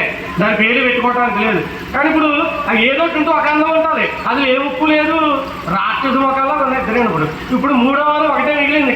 ఇప్పుడు ఏ వరకు ఏం కొమ్ములు కాదు. అమ్మ మా పండ ముక్కులు మాకు మామూలు అమ్మ మాకు ఇంటికి వచ్చి అంటారు. చివరికి అమ్మ ప్రత్యక్షమైనా వాళ్ళు మిగిలింది ఏంటి, శూన్యం. బాగుందా అడగడం, అడిగే విధానం తెలియాలి వద్దా, తెలియాలి. ఎలా అడగకూడదు, ఎలా అడగాలని చెప్తున్నాను. అడగకుండా విధానం చెప్పాను, అడిగే విధానం చెప్తున్నాను. ఒక 18 సంవత్సరాల అమ్మాయి, చాలా అందగత్తి, ఇంకా పెళ్ళవలేదు. అదే ఊర్లో ఒక 22 సంవత్సరాల అబ్బాయి, కోటీశ్వరుడు, ఆయనకి పెళ్ళవలేదు. పెద్ద ఒక A to Z ఎంపోరియం లేదా ఎగ్జిబిషన్ అలాంటిది పెట్టాడు. అందులో రూపాయి దగ్గర నుంచి ₹1 కోటి వచ్చే వరకు ప్రతి వస్తువు ఉంది, దొరకంది ఏది లేదండి, అన్నీ ఉన్నాయి. ఇప్పుడు అలాంటి షాపులు పెట్టేస్తున్నారు కదా చాలా చోట్ల, అలా పెట్టేసాడు. వచ్చిన వాళ్ళు ఎవరు ఖాళీ చేతితో ఎవరు ఏదో కొనుక్కునే వెళ్తారు. ఈ అమ్మాయి వెళ్ళింది, ఏం కొనుక్కోలేదు, వెళ్ళిపోతుంది. ఈయన బాధ కలిగింది. ఈ నాలైంది ఎగ్జిబిషన్ పెట్టి అందరూ ఏదో కొనుక్కున్నారు, నువ్వు ఖాళీ చేతులతో వెళ్ళిపోతున్నావు, నువ్వు డబ్బులు కూడా పోతే ఏం కావాలో నీకు కావాల్సింది పట్టుకో, నాకు ఏ వద్దు అంటుంది. నీ అలా అయితే కుదరదు అంటాడు. అయితే నేను అడుగుతాను, ఖచ్చితంగా ఇస్తావా, నీకు కావాల్సింది పట్టుకో, అయితే నువ్వు వచ్చి తీసిపోతానని చెప్పి సూపర్గా గుళ్ళో తీసి పెళ్ళాడేసింది. ఇప్పుడు ఎగ్జిబిషన్ అంటే ఏమవుతాయి, ఆవిడదే. మిగతా వాళ్ళు డబ్బులు ఇచ్చి ఒక్కొక్క వస్తువే పట్టుకెళ్ళారు. ఈ అమ్మాయి రూపాయి ఇవ్వలేదు. వానర్ గారు నువ్వు నా సొంతం అయిపోయింది. ఎగ్జిబిషన్ అంతా ఎవరి సొంతం అయిపోయింది, ఆవిడ సొంతం అయిపోయింది. ఈ లోకంలో ఉన్న సంపదలని ఎవరో చెప్పండి, ఈసారి జగన్ మాత్రమే కదా, భగవంతుడికే కదా. భగవంతుడి దగ్గరికి వెళ్ళి ఏమడగాలి, కొబ్బరికాయలు పెట్టి ప్రసాదాలు పెట్టి ఒక్కొక్కటి అడగటం కాదు. అమ్మ నువ్వే నా సొంతం అయిపో, అమ్మ దయ ఉంటే అన్ని ఉన్నట్లే, తల్లి దయ లేకుంటే నువ్వు నా సొంతం అయిపోతే సమస్త సంపదలు నావేనమ్మా. మరి అది కావాలి ఇది కావాలి అని అడగాల్సినటువంటి పని మనకు. నువ్వే నా సొంతం అయిపోతే అమ్మ మన సొంతం అయిపోతానమ్మా. మీకు యథార్థం చెప్తున్నాను, మన దగ్గర ఆస్తిపాస్తులు ఉండవు, మన దగ్గర బిల్డింగ్లు ఉండవు, మన దగ్గర ఏమీ ఉండవు. కానీ మనకి దేనికి లోతున్నారు. ఏ సమయానికి ఏది కావాలో అది వచ్చేది ఆటోమేటిక్. యథార్థం 100% నేను గ్యారెంటీ. ఎప్పుడు సరెండర్ అయిపోవాలి. శరణాగత దీనార్థ పరిత్రాణ పరాయణే సర్వస్య తరేదేవి నారాయణ నమోదు. నువ్వు అన్నిదా శరణు నా తుతమేవ శరణు తస్మాత్ కారుణ్య భావేన రక్ష మహేశ్వరి అన్నప్పుడు ఖచ్చితంగా ఎవరి కోసం అమ్మా, మనం ఆవిడ సేవలో ఉంటే మన బాధ్యత ఎవరు చూడాలి, చూడాలి. అడిగే హక్కు మనకు ఉంటుంది. మన అడగక్కలొద్దు, చెప్తాం అమ్మ ఇది సంగతి, ఏం చేస్తుందో ఆవిడ ఇష్టం అంతే. ఆవిడ నడిపినట్టుగా వెళ్ళిపోవాలి. ఆ జ్ఞానం వచ్చేయాలమ్మా. ఇప్పుడే ఈ స్థాయిలో కూర్చోవడానికి అలస కలుగుతుంది. పైపోయి మాట ఎవరైనా చెప్పదు, మాటలు కోటలు తాగుతాయి, చేతలు గడపలు తాగుతాం. కనుక నేను అనుభవం అమ్మ, పుస్తకాలు చదివి జ్ఞానం కదా ఇదంతా. గురువు గారు కూడా 360 పురాణాలు చెప్తే గురుగారు అందులో 200 యజ్ఞం దగ్గర నాకు పరిచయం అయ్యారు గురుగారు. పాతపట్నం ఆశ్రమం కట్టాక అప్పటి నుంచి పరిచయం 1997 ఫిబ్రవరి 24న పరిచయం అయ్యాను గురువు గారికి. నేను ఆ రోజు నుంచి ఈ రోజు వరకు వదలలేదు. దగ్గర దగ్గర 150 పైన పురాణాలు గురుగారు కూడా సేవకి వెళ్ళాను నేను. ఆ పుస్తకాలు ఒకటే కాదు, గురుగారి బాధ్యతలన్నీ నేనే చూసేవాడిని. ఇప్పుడు ఆశ్రమంలో కూడా ఎక్కువ బాధ్యతలు నా మీదే ఉంటాయి. అప్పాజీ వారిని నేను చూసుకునే వాళ్ళం. అప్పాజీ కంటే ముందు నేనే, ఆయన చిన్నపిల్లవాడు అప్పటికి. తర్వాత తీసుకొచ్చారు గురుగారు, అబ్బాయి ఉండాలి కదా. ఇంకెంతో ఒక అన్నదమ్ముల్లో ఉండేవాళ్ళం, బావా బావా అని పిలుచుకునేవాళ్ళం. నన్ను బావ అనేవాడు, నేను బావ అనేవాడిని. గురువు గారు ఉన్నప్పుడు నేను భయపడేవాడిని, బావ అంటే గురుగారు తిడతారేమో. తనకు అలవాటు అయిపోయి కొంత కంగారులో బావ అనేసినట్టు పుట్టుకుంది. నాకు టెన్షన్ వచ్చింది. అంత చదువుకు ఉండేవాళ్ళం. వాళ్ళ ఇంట్లో వాళ్ళు, మా ఇంట్లో వాళ్ళు, అట్ల ఇంట్లో వాళ్ళు అంత అలా ఉండేవాళ్ళం. కానీ మరి భగవంతుడు నిర్ణయాలు మన చేతులు ఏవి లేవు. అన్నీ కాలం నిర్ణయితే జరిగిపోతూ ఉంటే ఆ జ్ఞానం ఉండే కనుక మనం అందరూ చచ్చుకొని నిలబడాలి, తప్పదు. ఇప్పుడు నేను ఒక్కనే అయిపోయాను అక్కడ. ఈ బాధ్యతలన్నీ నేను ఒక్కనే చక్కబెట్టుకోవాల్సి వస్తుంది. మిగతా చాలామంది ఉంటారు, మెయింటైన్ చేస్తారు, కానీ బాధ్యత అంతా ఎవరి మీద ఉంటుంది? నా మీద ఉంటుంది అన్నమాట ఎక్కువ బాధ్యత అంతా కూడా. అది ఏదైనప్పటికీ అమ్మ జగన్మాత ఆ గురువు గారి కోసం గురువుగారు వదిలిపెట్టకూడదని చెప్పి ఆ గురువు గారి వల్ల ఈ రోజు ఇక్కడ కూర్చున్నానంటే, ఇన్ని మాటలు చెప్తున్నానంటే, మీ అందరూ ఇంత గౌరవిస్తున్నారంటే, ఇన్ని సన్మానాలు చేస్తున్నారంటే దానికి కారణం ఎవరు? గురువు గారు. ఆయన రుణం మనం తీర్చుకోలేము కనుక నేను నా జీవితాన్ని గురువుగారి సేవలు ఉండాలని చెప్పి పరిపూర్ణంగా అంకితం అయిపోయి చేయడం జరుగుతుంది అనమాట. ఇదంతా గురువుగారు అనుగ్రహం అని అంటాను నేను. అందుకనమ్మా సరే దేని గురించి చెప్తున్నానమ్మా ఇక్కడ? ఎలా అడగాలో ఎలా అడగకూడదో, ఏం అడగాలి దేవుడి దగ్గరికి వెళ్ళి అమ్మ కోరికలు అడగండి, అడగొద్దని చెప్పను. ఎందుకంటే మనం మహాజ్ఞానులం కాదు, మన అవధూతలం కాదు, మన పెద్ద పెద్ద గురువులం కాదు, మహాభక్తులం కూడా కాదు. భక్తులు అంతే. మరి సంసార బంధాల్లో ఉండి తట్టుకోలేక అడుగుతాం కదా, అడగొచ్చు, తప్పలేదు, అన్నీ అడగండి. కానీ ఏది అడిగినా ఏది అడగకపోయినా, ఇవన్నీ తీరినా తీరకపోయినా నీ దయ మాత్రం నాకు దూరం అవ్వకూడదమ్మా, నువ్వు నాకు కూడా ఉండాలమ్మా. ఈ ఒక్క మాట మర్చిపోకూడదు. శంకరాచార్య వారు అదే చెప్పారు. నరత్వం, దేవత్వం, నగవన, మృగత్వం, మశకత, పశుత్వం, కీటత్వం, భవత్ విహగత్వాది జనానం సదా త్వత్పాదాబ్జ స్మరణ పరమానంద హరిం విహారాసక్తం చేతు కిం తేన ఉపుషామ్మ. నరుడిగా పుట్టినా, దేవతగా పుట్టినా, చెట్టుగా, పుట్టగా, జంతువుగా, కీటకంగా, దోమగా, మళ్ళీ జన్మ ఎలా ఉంటుందో మనకి ఏం తెలుసమ్మా? ఏ జన్మ అంటే అవ్వచ్చుగా. నన్ను ఎలా పుట్టించినా నాకు ఇబ్బంది లేదు. నన్ను మనిషిగా పుట్టించమని అడగట్లేదు, నన్ను డబ్బుల వాడిగా పుట్టించమని అడగట్లేదు. ఏం అడగట్ల, నీకు ఇష్టం. నరత్వం, దేవత్వం, నగ, వన అంటే నగం అంటే పర్వతం, వనం అంటే చెట్లు, మసకద, దోమ, కీటకం, కీటత్వం ఏదైనా కావచ్చుగాక. కానీ నేను ఏ జన్మలో ఉన్నా నా హృదయం ఎక్కడ ఉండాలట? సదా పాదాబ్జ స్మరణ పరమానందాన్ని, నీ పాదపద్మాన్ని స్మరించుకుంటూ పరమానందాన్ని అనుభవిస్తూ ఉండాలమ్మా. నేను అటువంటి అనుగ్రహాన్ని ప్రసాదించమని చెప్పాను. అది ఆగాలట హృదయంలో. అమ్మ పరమేశ్వరుడు అంతటి వారే మందస్సుడు ప్రభాపూర మధ్య మనస. అమ్మవారి ఆ మనసట, ఆ ప్రవాహం అట, అందులో అయ్యవారి మనసు ఆలలాడుతూ ఉంటుందట. అమ్మవారి చిరునవ్వు ప్రవాహం అట, మందస్సుట ప్రభాపూర ప్రవాహంలో పరమేశ్వరుడు వాలలాడుతూ ఉంటాడట. ఎంత ఇష్టం చాలు ఒకరిద్దరికి అలా ఉండాలమ్మా. కనుకమ్మా ఈ నవ్వుకుంటూ చెప్తే ఎంత తత్వం వస్తుంది చూసారు ఇందులో. అవి పట్టుకోవాలి తత్వాన్ని, ఆ భక్తిని, ఆ ప్రేమని. అక్కడ దగ్గరికి వెళ్ళిపోవాలి దేవుడి దగ్గరికి. ఇవి చెప్పుకోవటం కాదు, మన భావాలు కూడా అలాగే ఉండాలి. అదే ఆలోచనతో ఉండాలి, అదే జీవితం అయిపోవాలి. అప్పుడే దగ్గర అవుతుంది దేవుడికి. దేవుడు మనకు కూడా వస్తాడు. పొరపాటు మనం వదిలేసినా భగవంతుడు మనం వదులుతాడు అనమాట. ఏమ్మా అందుకే ఏం చెప్పాను, ఒక సరదాగా నవ్వుతూ చిన్న కథ చెప్పుకున్నాం. అందులో ఇంత తత్వాన్ని, ఆధ్యాత్మిక బోధ చెప్పుకుంటున్నాను అనమాట. ఏం చెప్పాను? ఇలా అడగకూడదో చెప్పాను, ఇలా అడగాలో చెప్పాను. 2 అర్థమయ్యమ్మా, మర్చిపోరు కదా. రేపు అడుగుతాను భవానీ గారిని. ఇప్పుడు దేవుని ఎలా చూడాలో చెప్తున్నాను. ఆ దేవుని ఎలా చూడాలో మా గురించి నువ్వు చెప్తావా? మీరు రోజు చూడటం ఏదైతే బాగైతే కళ్ళజోడు పెట్టుకుని చూడమంటావేమో అనుకుంటున్నారా? అలా చూడటం కాదు. ఇప్పుడు దేవుణ్ణి ఎలా చూస్తున్నావు అనేది మనకి అందరికీ అర్థమైపోతాం. ఈ ఒక్క మాట పట్టుకోండి, భగవంతుడు దిగి రాకపోతే నన్ను అడగండి. ఎన్ని సంవత్సరాల నుంచి అంటే పూజించండి. మీరు అనుకున్న పనులు ఎందుకు అవ్వట్లేదో తెలుసా? మనం చూసే విధానం బాగుంటుంది. ఎలా చూడాలి? ఒక అమ్మాయి ఎగ్జామ్కి వెళ్తుందండి. ఏం ఎగ్జామ్? ఆ రోజు కెమిస్ట్రీ ఎగ్జామ్ అట. ఆ రోజు అమ్మవారినే పూజించింది, బాగా పూజలు చేసి వెళ్ళింది. ఎగ్జామ్ బాగా రాయలేదు. ఏం చేస్తాం? ఇప్పుడు ఇంటికి వచ్చేసింది, కోపం వచ్చేసి అమ్మవారిని తీసే పక్కన బొట్టుంటే అందులో పారేసింది, పాత సామాన్లు బొట్టు పారేసింది. మన్నాడు 2వ రోజు ఫిజిక్స్. ఆ రోజు ఎవరు పూజించింది? ఆంజనేయ స్వామిని పూజించింది. ఆ రోజు ఎగ్జామ్ బాగా రాయలేదు, మళ్ళీ ఒళ్ళు మండిపోయింది. ఆంజనేయ స్వామి పుట్టలో మూడో రోజు తెలుగు ఎగ్జామ్. ఈ రోజు ఎవరు పూజించింది? వినాయకుని పూజించింది. ఎగ్జామ్ అదరగొట్టేసింది. 100కు 100 వచ్చేస్తే ఒక పాడు తగ్గుతుందేమో తప్ప అంత బాగా రాసింది. ఇంటికి వచ్చి శుభ్రంగా తలస్నానం చేసి ఉట్టిగా బట్టలు కట్టుకుని జీడిపప్పు కిస్మిస్ అన్నీ బాగా వేసి మాకు అర్జునరావు గారు మా వీరరావు గారు అంతలకి ఎలా పెడుతున్నారు అలా అన్ని రకాలు చేసి శుభ్రంగా గణపతికి నివేదన చేస్తుందమ్మా. అన్నీ పెట్టింది, నివేదన చేస్తుంది. ముందు ధూపం నైవేద్యం అంటారు కదా, ధూపం భగవంతునికి భక్తునికి అనుసంధానం అంబికా దర్బార్ వచ్చి వెలిగించేస్తున్నారు. వాళ్ళు అమ్ముకోవడానికి అలా చెప్తారు. అగ్రత నుంచి దేవుడు వచ్చేస్తారు. ఏంటి ఎటకారం కాకపోతే అది వ్యాపారం, అది పబ్లిసిటీ. మనం పోయి వెలిగించేస్తున్నాం. ముక్కులోకి వెళ్ళి క్యాన్సర్లు వస్తున్నాయి. అగరత్తులు ఎక్కువ వెలిగించుకోకండి. 2 అగరత్తులు వెలిగించండి. పీఠంలో కావాల్సి చూడండి 2 బాక్సులు తెచ్చిపెట్టారు అర్జునరావు గారు. నేను 2 వెలిగిస్తాను. ఎందుకని? అగరత్తుల పొగ ఎక్కువ పీల్చకూడదు, ధూప్ స్టిక్స్ ఎక్కువ పీల్చకూడదు. సాంబ్రాణి ధూపం వేసుకోండి ఇంట్లో, మంచిది. పూర్వకాలు తలస్నానం చేయగానే సాంబ్రాణి ధూపం వేసుకునేవారమ్మ. అక్కడ జుట్టు ఊడిపోయేది కాదు, త్వరగా నిలిచిపోయేది కాదు. ఎంత సౌభాగ్యంతో ఉండేవారు, ఆరోగ్యం బాగుండేది. ఇప్పుడు ఎవరు ఇయ్యట్లేదు. పసుపు రాసుకునేవారు పూర్వకాలం ఆడవారు, రాసుకోవడం మానేశారు. బ్యూటీ పార్లర్కి వెళ్ళిపోతున్నారు, డబ్బులన్నీ అక్కడ తగలేస్తున్నారు. పసుపు రాసుకుంటే మీసాలు వచ్చి కాదు, ఇప్పుడు మీసాలు వచ్చేస్తున్నాయి. ఒకసారి వెళ్ళారంటే జీవితానికి వెళ్ళవలసిందే బ్యూటీ పార్లర్కి. పసుపు రాసి యాంటీబయాటిక్ అమ్మ. నీటిలో తిరుగుతారు కదా, క్రిములు ఉంటాయి. పసుపు రాసుకోవడం వల్ల క్రిమి సంహారం ఎక్కువ, రోగాలు రాకుండా ఉంటాయి.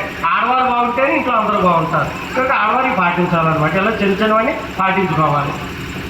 పసుపుకే కాదు, ఈ సాంబ్రాణితో అందుకని ఆ కెమికల్స్ కలిపేస్తున్నారమ్మా. ఆ వ్యాపారాలు చేసేవాళ్ళు కదా, హిందువులు కాదు ఎక్కువ చేసా. మన పూజా సామగ్రి అమ్మే వాళ్ళందరూ కూడా మన ధర్మం వాళ్ళు ఎవరో ఉంటారు అక్కడ. మన ఆ దగ్గరే ఉంటాం, మన కర్మ ఏంటో మరి.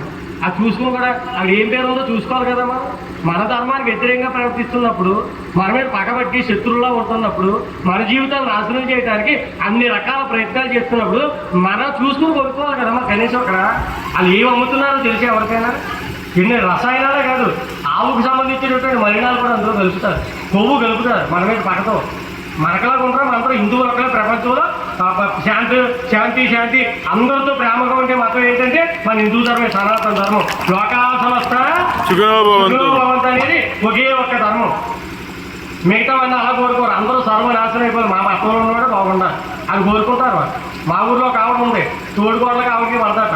అందరూ లోకా సమస్త సుఖినోభవం అంటే మా తోడుకోవడం తప్ప అంటున్నారు. మిగతా అందరూ బాగున్నా పర్లేదట. అలా అనకూడదు. అందరూ బాగుండాలి.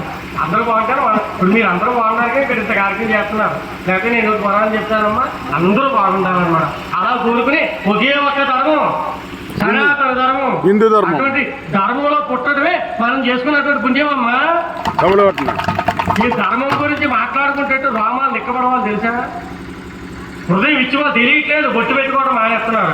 ఎంతంతా సూది వాళ్ళతో బొట్టు పెడుతున్నారు. కనిపించే బొట్టు ఉందో లేదో తెలియదు. తలలో దెయ్యాల్లో ఎరగోసి తిరుగుతున్నారు. ఇవన్నీ తిరుగుతుంటే నా మీద పగబడుతున్నారు.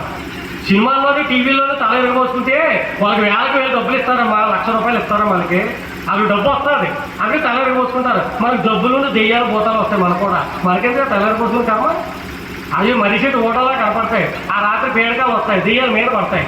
అందరికీ తలుపుకోవాలి, జుట్టు ముడి వేసుకోవాలి. 3 జడ వేసుకుంటే 3 పాయలు ఉంటాయి. గంగా, యమున, సరస్వతి. యమున అనేది కంటికి కనిపించదు, సరస్వతీదేవి కంటికి కనపడదు, అంతర్లేనిగా వెళ్తుంది. 3 పాయలు 2 బయటికి కనపడతాయి, ఒక పాయ కనపడదు. మరి ఎక్కడికి వెళ్ళిపోయింది? సినిమాకి వెళ్ళిందా? ఎన్ని ఉన్నాయనుకున్నారమ్మా. ప్రతి ఒక్కదానికి అంతరార్థాలు ఉన్నాయి. టైం లేక నేను ఎక్కువ చెప్పట్లేదు, ముక్కు అని చెప్తున్నాను. సనాతన ధర్మం అనే మాట వచ్చింది కనుక 2 మాటలు చెప్తున్నాను, జాగ్రత్తగా వినండి. ప్రపంచం అంతా కూడా ఒక ఇల్లు అయితే ప్రతి ఒక్కరికి ఇల్లులు ఉన్నాయి కదా, బిల్డింగ్లు. ఆ బిల్డింగ్లో ఈశాన్య మూల దేవుడిగా ఉండాలి కదా, ఉంది కదా. మరి ప్రపంచం అంతా ఒక ఇల్లు అనుకోండి. మరి ఈ ఇంటికి, ప్రపంచం అనే ఇంటికి దేవుడిగా ఏదో చేసా పూజా మందిరం. మన భారతదేశమే ప్రపంచం అంతా ఒక ఇల్లు అయితే దాని పూజా మందిరం భారతదేశం చెప్పారమ్మా. అటువంటి ధర్మంలో పుట్టడం మనం చేసుకున్న అదృష్టం. ఇటువంటి దేశంలో పుట్టడం మనం చేసుకున్న పుణ్యం.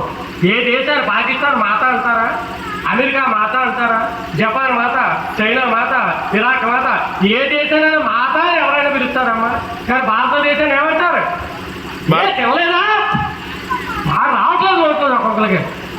అదే గట్టిగా భారత మాత. దేశ భక్తి పొంగిపోవాలమ్మా. ప్రాణాలు ఇస్తున్నారు మా ధర్మం కోసం. అక్కడ కనీసం పురాణానికి కూడా రాలేంత బద్దకత్తులు అయిపోయామా. ధర్మం నాశనం అయిపోతుంది. కారణం ఎవరు? మనమే. నేను ఖచ్చితంగా చెప్తాను, 4 సార్లు వస్తే రావచ్చు. నాకేంటి పోయి మనమే ఏం పాటించం, దండం పెట్టం, పిల్లలకి చెప్పం, జ్ఞాపకం ఏది కూడా సత్సంగానికి పంపం, రారు ఎవరో. మేము ఏమైపోతుంది ధర్మం? మిగతా మతాలు చూడండి ఎలా నేర్పుకుంటున్నారు పిల్లలకి.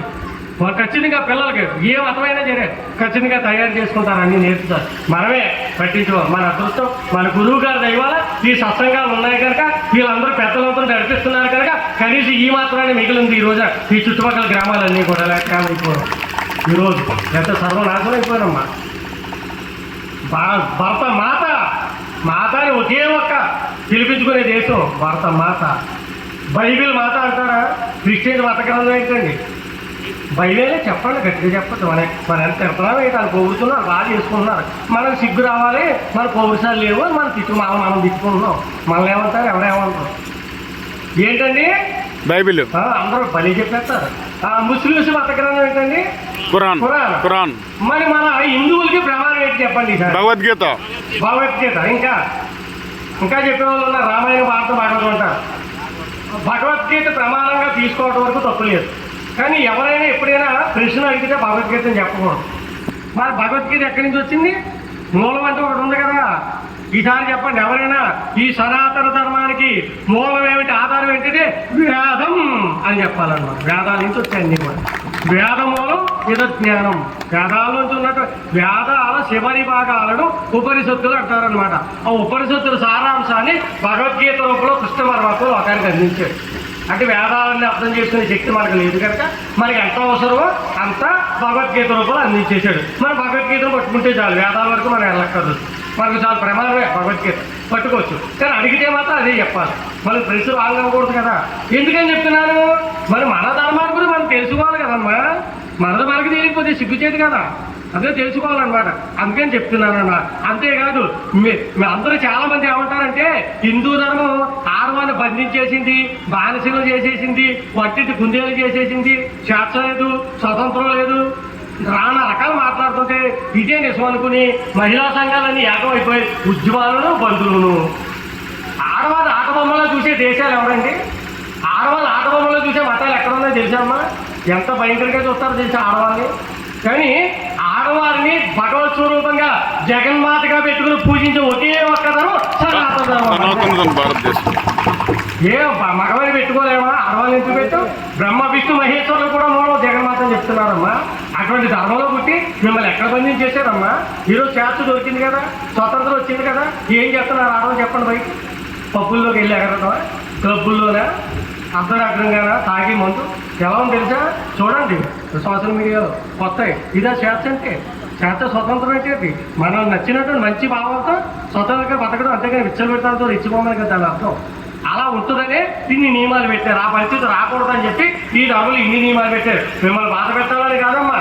హిందూ ధర్మంలో కొన్ని నియమాలు ఎందుకున్నాయంటే, అమ్మా మీరు జగన్మాత స్వరూపాలమ్మా, మీరు అమ్మలమ్మా, మీరు సౌందర్య రాశులమ్మా, మీరు కష్టపడలేరు, మీ శరీరాలు సుకుమారంగా ఉంటాయి, మేము ఎలాగ బండోలమే బయటికి వెళ్తాం, మేము కష్టపడతాం, తెస్తామమ్మా, కంటికి రెప్పలా మిమ్మల్ని కాపాడుకుంటామమ్మా, మీరు ఇంట్లో ఉండమ్మా, మీ ఇల్లు చక్కబెట్టుకోండి అమ్మా, భర్తని అత్తమామల్ని పిల్లల్ని చక్కబెట్టుకుంటే ఒక మగవాడు పెద్ద పెద్ద యజ్ఞాలు చేస్తే వచ్చే బదులు మీకు ఇల్లు చక్కబెట్టుకు వచ్చేస్తుందమ్మా అని ఆడిగా చూస్తా ఉంటే అబ్బే మేము యుద్ధాలు చేస్తాం, మేము విమానాలు నడుపుతాం అని చెప్పి పోటీలకు పంపాలి. చెప్పండి ఎవరైనా ఎడుతు ఈసారి పిల్లలకి అలాంటి ఆలోచనలు రానివ్వకండి. ఈ ధర్మం ఎక్కడ తక్కువ చేయలేదు. ఈ ధర్మం ఉన్నతమైనటువంటి దిశలో కూర్చోబెట్టింది. స్త్రీని తల్లిలా చూస్తుంది. మాతృ దేవోభవ పితృ దేవోభవ ధర్మం సనాతన ధర్మం భారతదేశం అమ్మ. ఇటువంటి ధర్మంలో పుట్టి అమ్మను పూజించుకుంటూ మనం నిలబడే భూమిని ఎవరు పిలుస్తామండి? చెప్పాలి గట్టిగా చెప్పండి అందరూ. భూమాత. నాకు పాపానికి ఉన్న రుచినే బిల్డప్ పెట్టుకుంటానమ్మా. షోయింగ్ అంతా ఏముండదు. ఏదో అలాంటి చేయాలని భూమిని ఏమంటారు? భూమాత. తిని అన్నాన్ని ఏమంటారు? అంటే అల్లిపోయి మొత్తం చెప్పట్లేదు వాళ్ళు. ఇదే తిని అన్నాన్ని ఏమంటావు? మాత. అలాగే నీటిని ఏమంటాం? గంగా మాత. భగవద్గీతను ఏమంటాం? గీతా మాత. వేదాలు ఏమంటాం? వేదమాత. అన్నింటిలో మాత మాత మాత మాత. నీ పేరు పెట్టుకుంటే ఎక్కడ మీరు తక్కువ చేసావు అన్నారు. మామూలు వాడు రాత్రి పెట్టుకున్నారంటే విజయరా ఎంత గొప్పదనం ఉందో. తక్కువ చేసావు చెప్పండి అమ్మా. గొప్పగా పెట్టేవా లేదా? అంత ఎందుకమ్మా. శుభలేఖలో శ్రీమతి అండ్ శ్రీ ముందు మిమ్మల్ని పెట్టేవాళ్ళు శ్రీమతి అని. అక్కడ కూడా నీకే ప్రాధాన్యత. అదొక్కడేనా?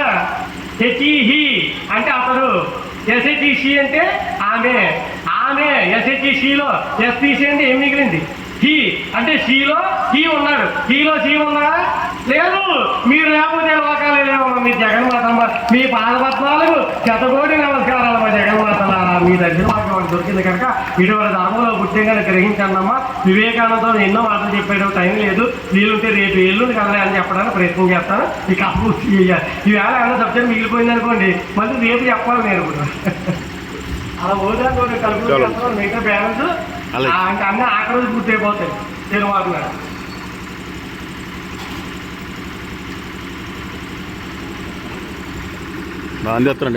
చెప్పండి. ఎక్కడి నుంచి ఎక్కడికి వచ్చామో మనం ఇప్పుడు? కానీ ఎక్కడ చెప్పుకున్నాం, ఏ ఊర్లోకి వచ్చాం. అది వదిలిపెట్టేయకూడదు, అది మర్చిపోకూడదు. మళ్ళీ ఎక్కడ ఉన్నామో అక్కడికి వెళ్ళిపోవాలన్నమాట. ఎక్కడ ఉన్నామో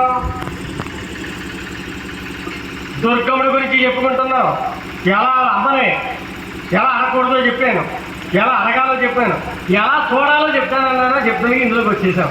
ఇవాళ చెప్పేసి మీద బుద్ధి ఎలా చూడాలంటే అమ్మా జగన్మాతని ఒక ఉదాహరణ చెప్తున్నాను. ఇప్పుడు మనందరం కూడా అది ఇప్పుడు చెప్తున్నారు కదా, అగరత్తులు అంబికా రాఘవతిలోంచి వచ్చాను ఏమ్మా. అమ్మాయి ఇప్పుడు అగరత్తులు వెలిగించి అటుమతలాన్ని గుర్చేసింది. ఈ పొగ అంతా ఇప్పుడు ఎక్కడికి వెళ్ళాలి చెప్పండి? వినాయకుడి గారిని అనుకుంది, కానీ పక్కన ఉన్న భగవంతులకు కూడా వెళ్తుందండి. అది ఆవిడ వినాయకుడి కోసం వెలిగించిందమ్మా. కానీ గాలి ఎట్లుంటే వెళ్ళిపోతుంది కదా. నిన్న మొన్న పుట్లో పాడేసింది కదా అమ్మవారు ఆంజనేయ స్వామి, వాళ్ళిద్దరు ముగ్గులోకి వెళ్ళిపోతుంది. పాపం వచ్చేసి పక్కన చూసి నిన్న మొన్న ఎగ్జామ్ బాగా రాయనవ్వలేదు, మీ ముక్కుల్లో పీచేతలు ఊరుకుంటాను నేనని చెప్పి ఇప్పుడు పంజాబ్ డ్రెస్లే కదమ్మా, సున్ని ఉంది ఒంటి మీద. ఆ సున్ని తీసి ఆంజనేయ స్వామికి అమ్మవారికి ముక్కులు గట్టిగా బిగించి కట్టేస్తుంది. ఇద్దరికే కంగారు బైక్ లేసానమ్మా, నీకు నమస్కారం ఆగమే తల్లి అన్నారు. ఈ అమ్మాయికి సౌండ్ లేదు. ఇప్పుడు ఎందుకు లేదంటే భగవంతుడు అనేవాడు ఎప్పుడు కనపడతాడమ్మా? తపస్సు చేస్తే కనపడతాడు, ధ్యానం చేస్తే కనపడతాడు, కనీసం పూజిస్తే కనపడతాడు, లేదా భగవన్నామం చేస్తే కనపడతాడు. నిన్నటి వరకు పూజించారు, ఒక్కరోజు కనపడలేదు. ఇదేంటి ఎప్పుడు చిత్రంగా ముక్కులు కట్టేస్తుంటే మీరు బైక్ లేసి కనపడతారేంటి నమ్మకం అని అడిగారు. అన్నారు నిన్నటి వరకు మమ్మల్ని ఎలా చూసావు నువ్వు? విగ్రహాల్లా చూసావే, రాతి బొమ్మల్లా చూసావు. ఓ ఫోటో, అమ్మవారి ఫోటో, ఆంజనేయ స్వామి ఫోటో, అన్న బావం ఫోటో చూసావు. ఫోటోలా చూస్తే ఫోటోయే కనపడుతుంది, విగ్రహంలా చూస్తే విగ్రహమే కనపడుతుంది. కానీ ఈ రోజు ఎలా చూసావు? ఫోటోలా విగ్రహంలా చూడలేదు. అక్కడ ఆంజనేయ స్వామి ఉన్నాడు, అమ్మవారు ఉంది, వాళ్ళకి శ్వాస ఆడుతుంది, ముక్కులోంచి పీలు చేస్తున్నారని చెప్పి మాకు ప్రాణం ఉన్నటువంటి భావంతో చూసాము కనుక ప్రాణాలతో సజీవంగా దర్శనమిచ్చాము. అదే యద్భావం తద్భవతి. మరి ఎటువంటి భావంతో ఉంటే అటువంటి ఆలోచనలు వస్తాయి. మరి అమ్మ నా మాటలు వింటుందా అని ఆలోచనతో ఉండాలి. అక్కడ అమ్మ ఉంది, అక్కడ రాముడు ఉన్నాడు అన్న భావంతో చేయాలి. రాతి విగ్రహం అంటే ఫోటో అంటే ఫోటోలో కనపడతాయి. ఎన్నాళ్ళు పూజించే ప్రయోజనమే ఉంది. అర్థమైందమ్మా విషయం? ఇప్పుడు మీ అందరికీ క్లియర్గా అర్థమైపోతే ఎవరికి వాళ్ళే చూసుకోండి అని తిట్టకుండా. నన్ను తిట్టవచ్చుదమ్మా, మీకు మీరే మన బొమ్మల్లా చూస్తున్నామా, నిజంగా దేవుళ్ళ చూస్తున్నామా, ఇక్కడ క్లియర్ అయిపోతాయి. శివరాత్రి వస్తుంది, లేదా కార్తీక మాసం వస్తుంది, శివాలయానికి వెళ్తారు. శివుడికి ఎదురుగా ఎవరు ఉంటారండి? నందీశ్వరుడు ఉంటాడు. నందీశ్వరుడు శివుడిని చూడకుండా ఒక్క క్షణం కూడా ఉండలేడు. మరి ఎప్పటికీ అలా చూస్తూ ఉంటారు కదా. వాళ్ళిద్దరి మధ్యలో అటు ఇటు తిరగకూడదు. నందీశ్వరుడు వెనక నుంచే తిరగాలి. ఏదో తిరిగేస్తుంటాం కంగారు. దానికే తట్టుకోలేదని దుర్మార్గం అందరూ అర్థం వచ్చేస్తున్నారు. నా స్వామిని నాకు కనపడివ్వట్లేదు, బాధపడిపోతాడమ్మా.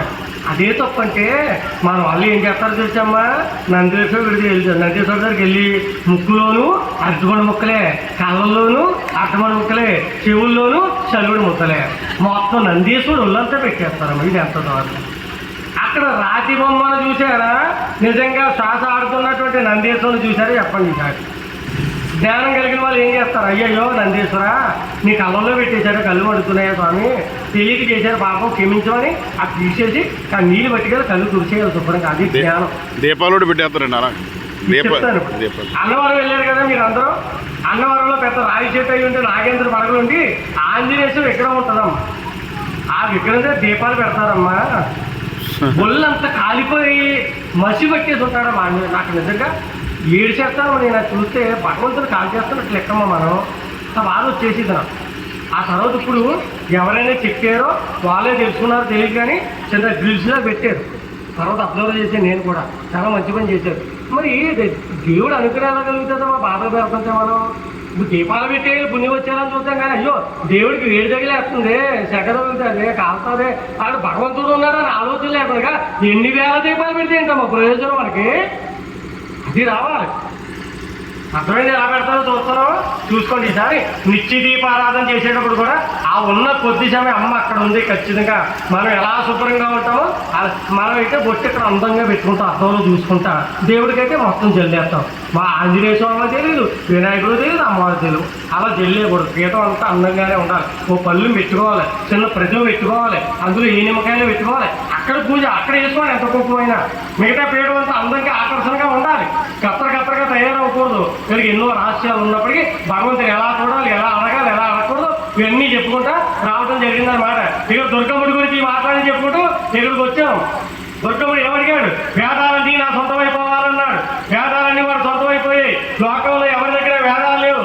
వేదాలు లేకపోతే యజ్ఞాలు లేవు, దేవతలకు ఆహారం లేదు, వర్షాలు లేవు, పంటలు లేవు.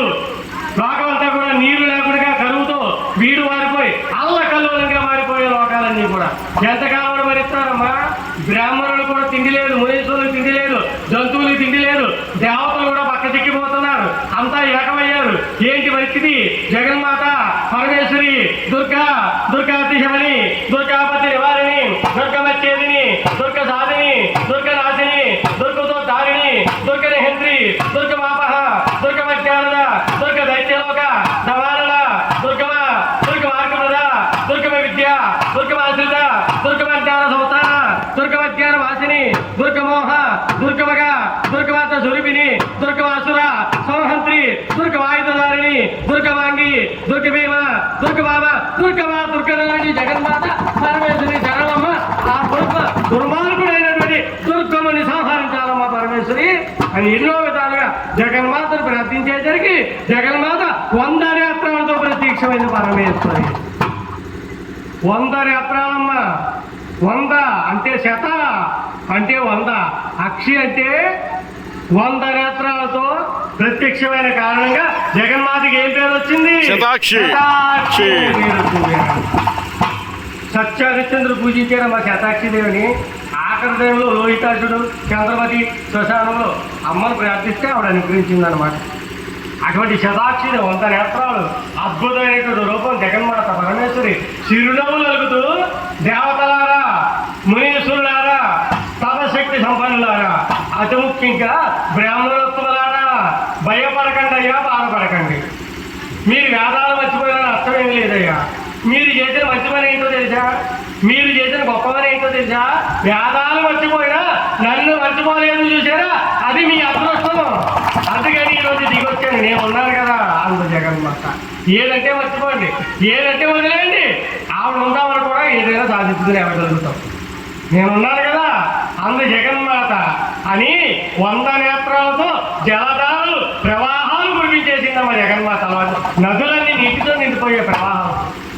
లోకం అంతా ఆహారం లేక అలవడిస్తున్నారు. సస్యసేవలు గావించేసింది లోకం అంతా కూడా. ఈ బ్రాహ్మణోత్తులు తినడానికి తిండి ఆహారం ఇచ్చిందమ్మ. ఆకుకూరలు, కాయకూరలు, పప్పు దినుసులు ప్రసాదించిందమ్మ జగన్మాత. అందుకే అమ్మకి ఏం పేరు వచ్చింది? శాకాంబరి. ఆషాఢ శుద్ధ పౌర్ణమి నాడు జగన్మాతను దుర్గాదేవిని విజయవాడలో శాకాంబరి మాతగా అలంకరించుకుంటారు. ఆషాఢం అంతా చాలా చోట్ల అలంకరించుకుంటారు. ఏం పేరు అమ్మ పేరు? శాకాంబరి. చెప్పాలి. ఏం పేరు? శాకాంబరి దేవి. చెప్పాలి. శాకాంబరి దేవి అంటే అమ్మవారికి ఏమంటే ఇష్టం? శాకాహారం అంటే ఇష్టం. అంటే కాయగూరలు, ఆకుకూరలు, పప్పు దినుసులు. కానీ అమ్మ పేరు చెప్పి మనం ఏ ఆహారాలు వండుకుని చేస్తున్నాం ఇప్పుడు చెప్పాలి. జాతకాలని బయటపడిపోతాయి. మామూలు కూడా తింటారు. ఏం తింటున్నారు చెప్పండి. అబ్బే అమ్మవారికి అంటే ఇష్టం అండి. అమ్మ కోడుకు కొయ్యు అమ్మ అమ్మల కన్నయ్యమ్మ, ముగ్గురమ్మల మూలపటమ్మ, చాలా పెద్దమ్మ, గరిభారెడి బుచ్చనేమ, దండులో నమ్మన వేర్పటమ్మల మనమ్మల నుండి అమ్మ దుర్గమాయమ్మ, కవిత్వ పటత్వ సంపద జగన్మాత దుర్గమాయమ్మ.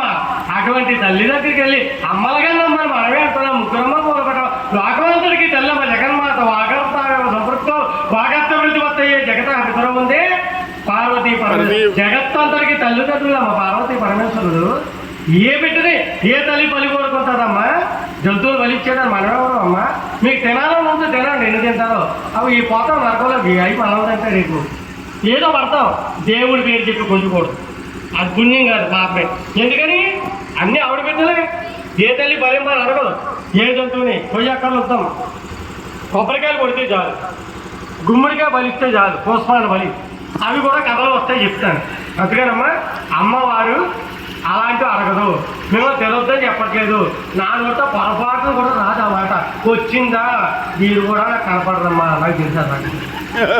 మీ భర్తగారు మిమ్మల్ని కాదు నన్ను గుమ్మేస్తారు దారిగా, తినొద్దు వండొద్దు అన్నమాట అని చెప్పి. అందుకని తినొద్దని చెప్పట్లేదు, భగవంతుడు పేరు చెప్పి కొయ్యవద్దు. ఎందుకంటే అమ్మకి ఇష్టం కాదు. మీకు సాక్ష్యాలు చూపిస్తాను, నా నోట నేను చెప్తే మీరేం వినొద్దమ్మా, సాక్ష్యం చూపిస్తాను. మనం కలియుగంలో దుర్గాదేవి ఎక్కడ అవతరించింది తెలిసిందే. నేను కొత్త కొత్త అడగట్లేదు. విజయవాడ. విజయవాడ వెళ్తే ఏం పట్టుకెళ్తాం? కొబ్బరికాయ, అరటిపళ్ళు, రవికలగుట్ట, గాజులు, మంగళసూత్రం, కాలికి మెట్టెలు అన్ని పవిత్రమైనవే, పసుపు కుంకాలు ఇలాంటివి పట్టుకెళ్తారు. కోళ్ళు, బాతులు, పిట్టపరులు ఇవన్నీ పట్టుకెళ్తారా? పట్టుకెళ్తే ధ్యానిస్తారా? మరి సాక్షాత్తు జగన్మాత అవతరించిన చోట ఇలాంటివి పోయట్లేదు కదమ్మా, మనం ఎందుకమ్మ కోసుకోవటం? చెయ్యొద్దు. ఇంకొక మాట చెప్తాను, గ్రామ దేవతలు ఉంటారు కదా, గ్రామ దేవతలకి చెయ్యొద్దని నేను చెప్పను, మేము చెప్పకూడదు.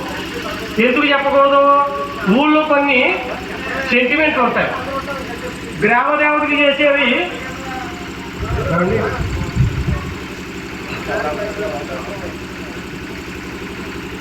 ఇప్పుడు ఒక పద్ధతి ఉంటుంది, అవి ఎప్పుడు జరుగుతుంటాయి. నేను వచ్చి ఇప్పుడు చెయ్యొద్దు అంటాను, మీరు మానేస్తారు.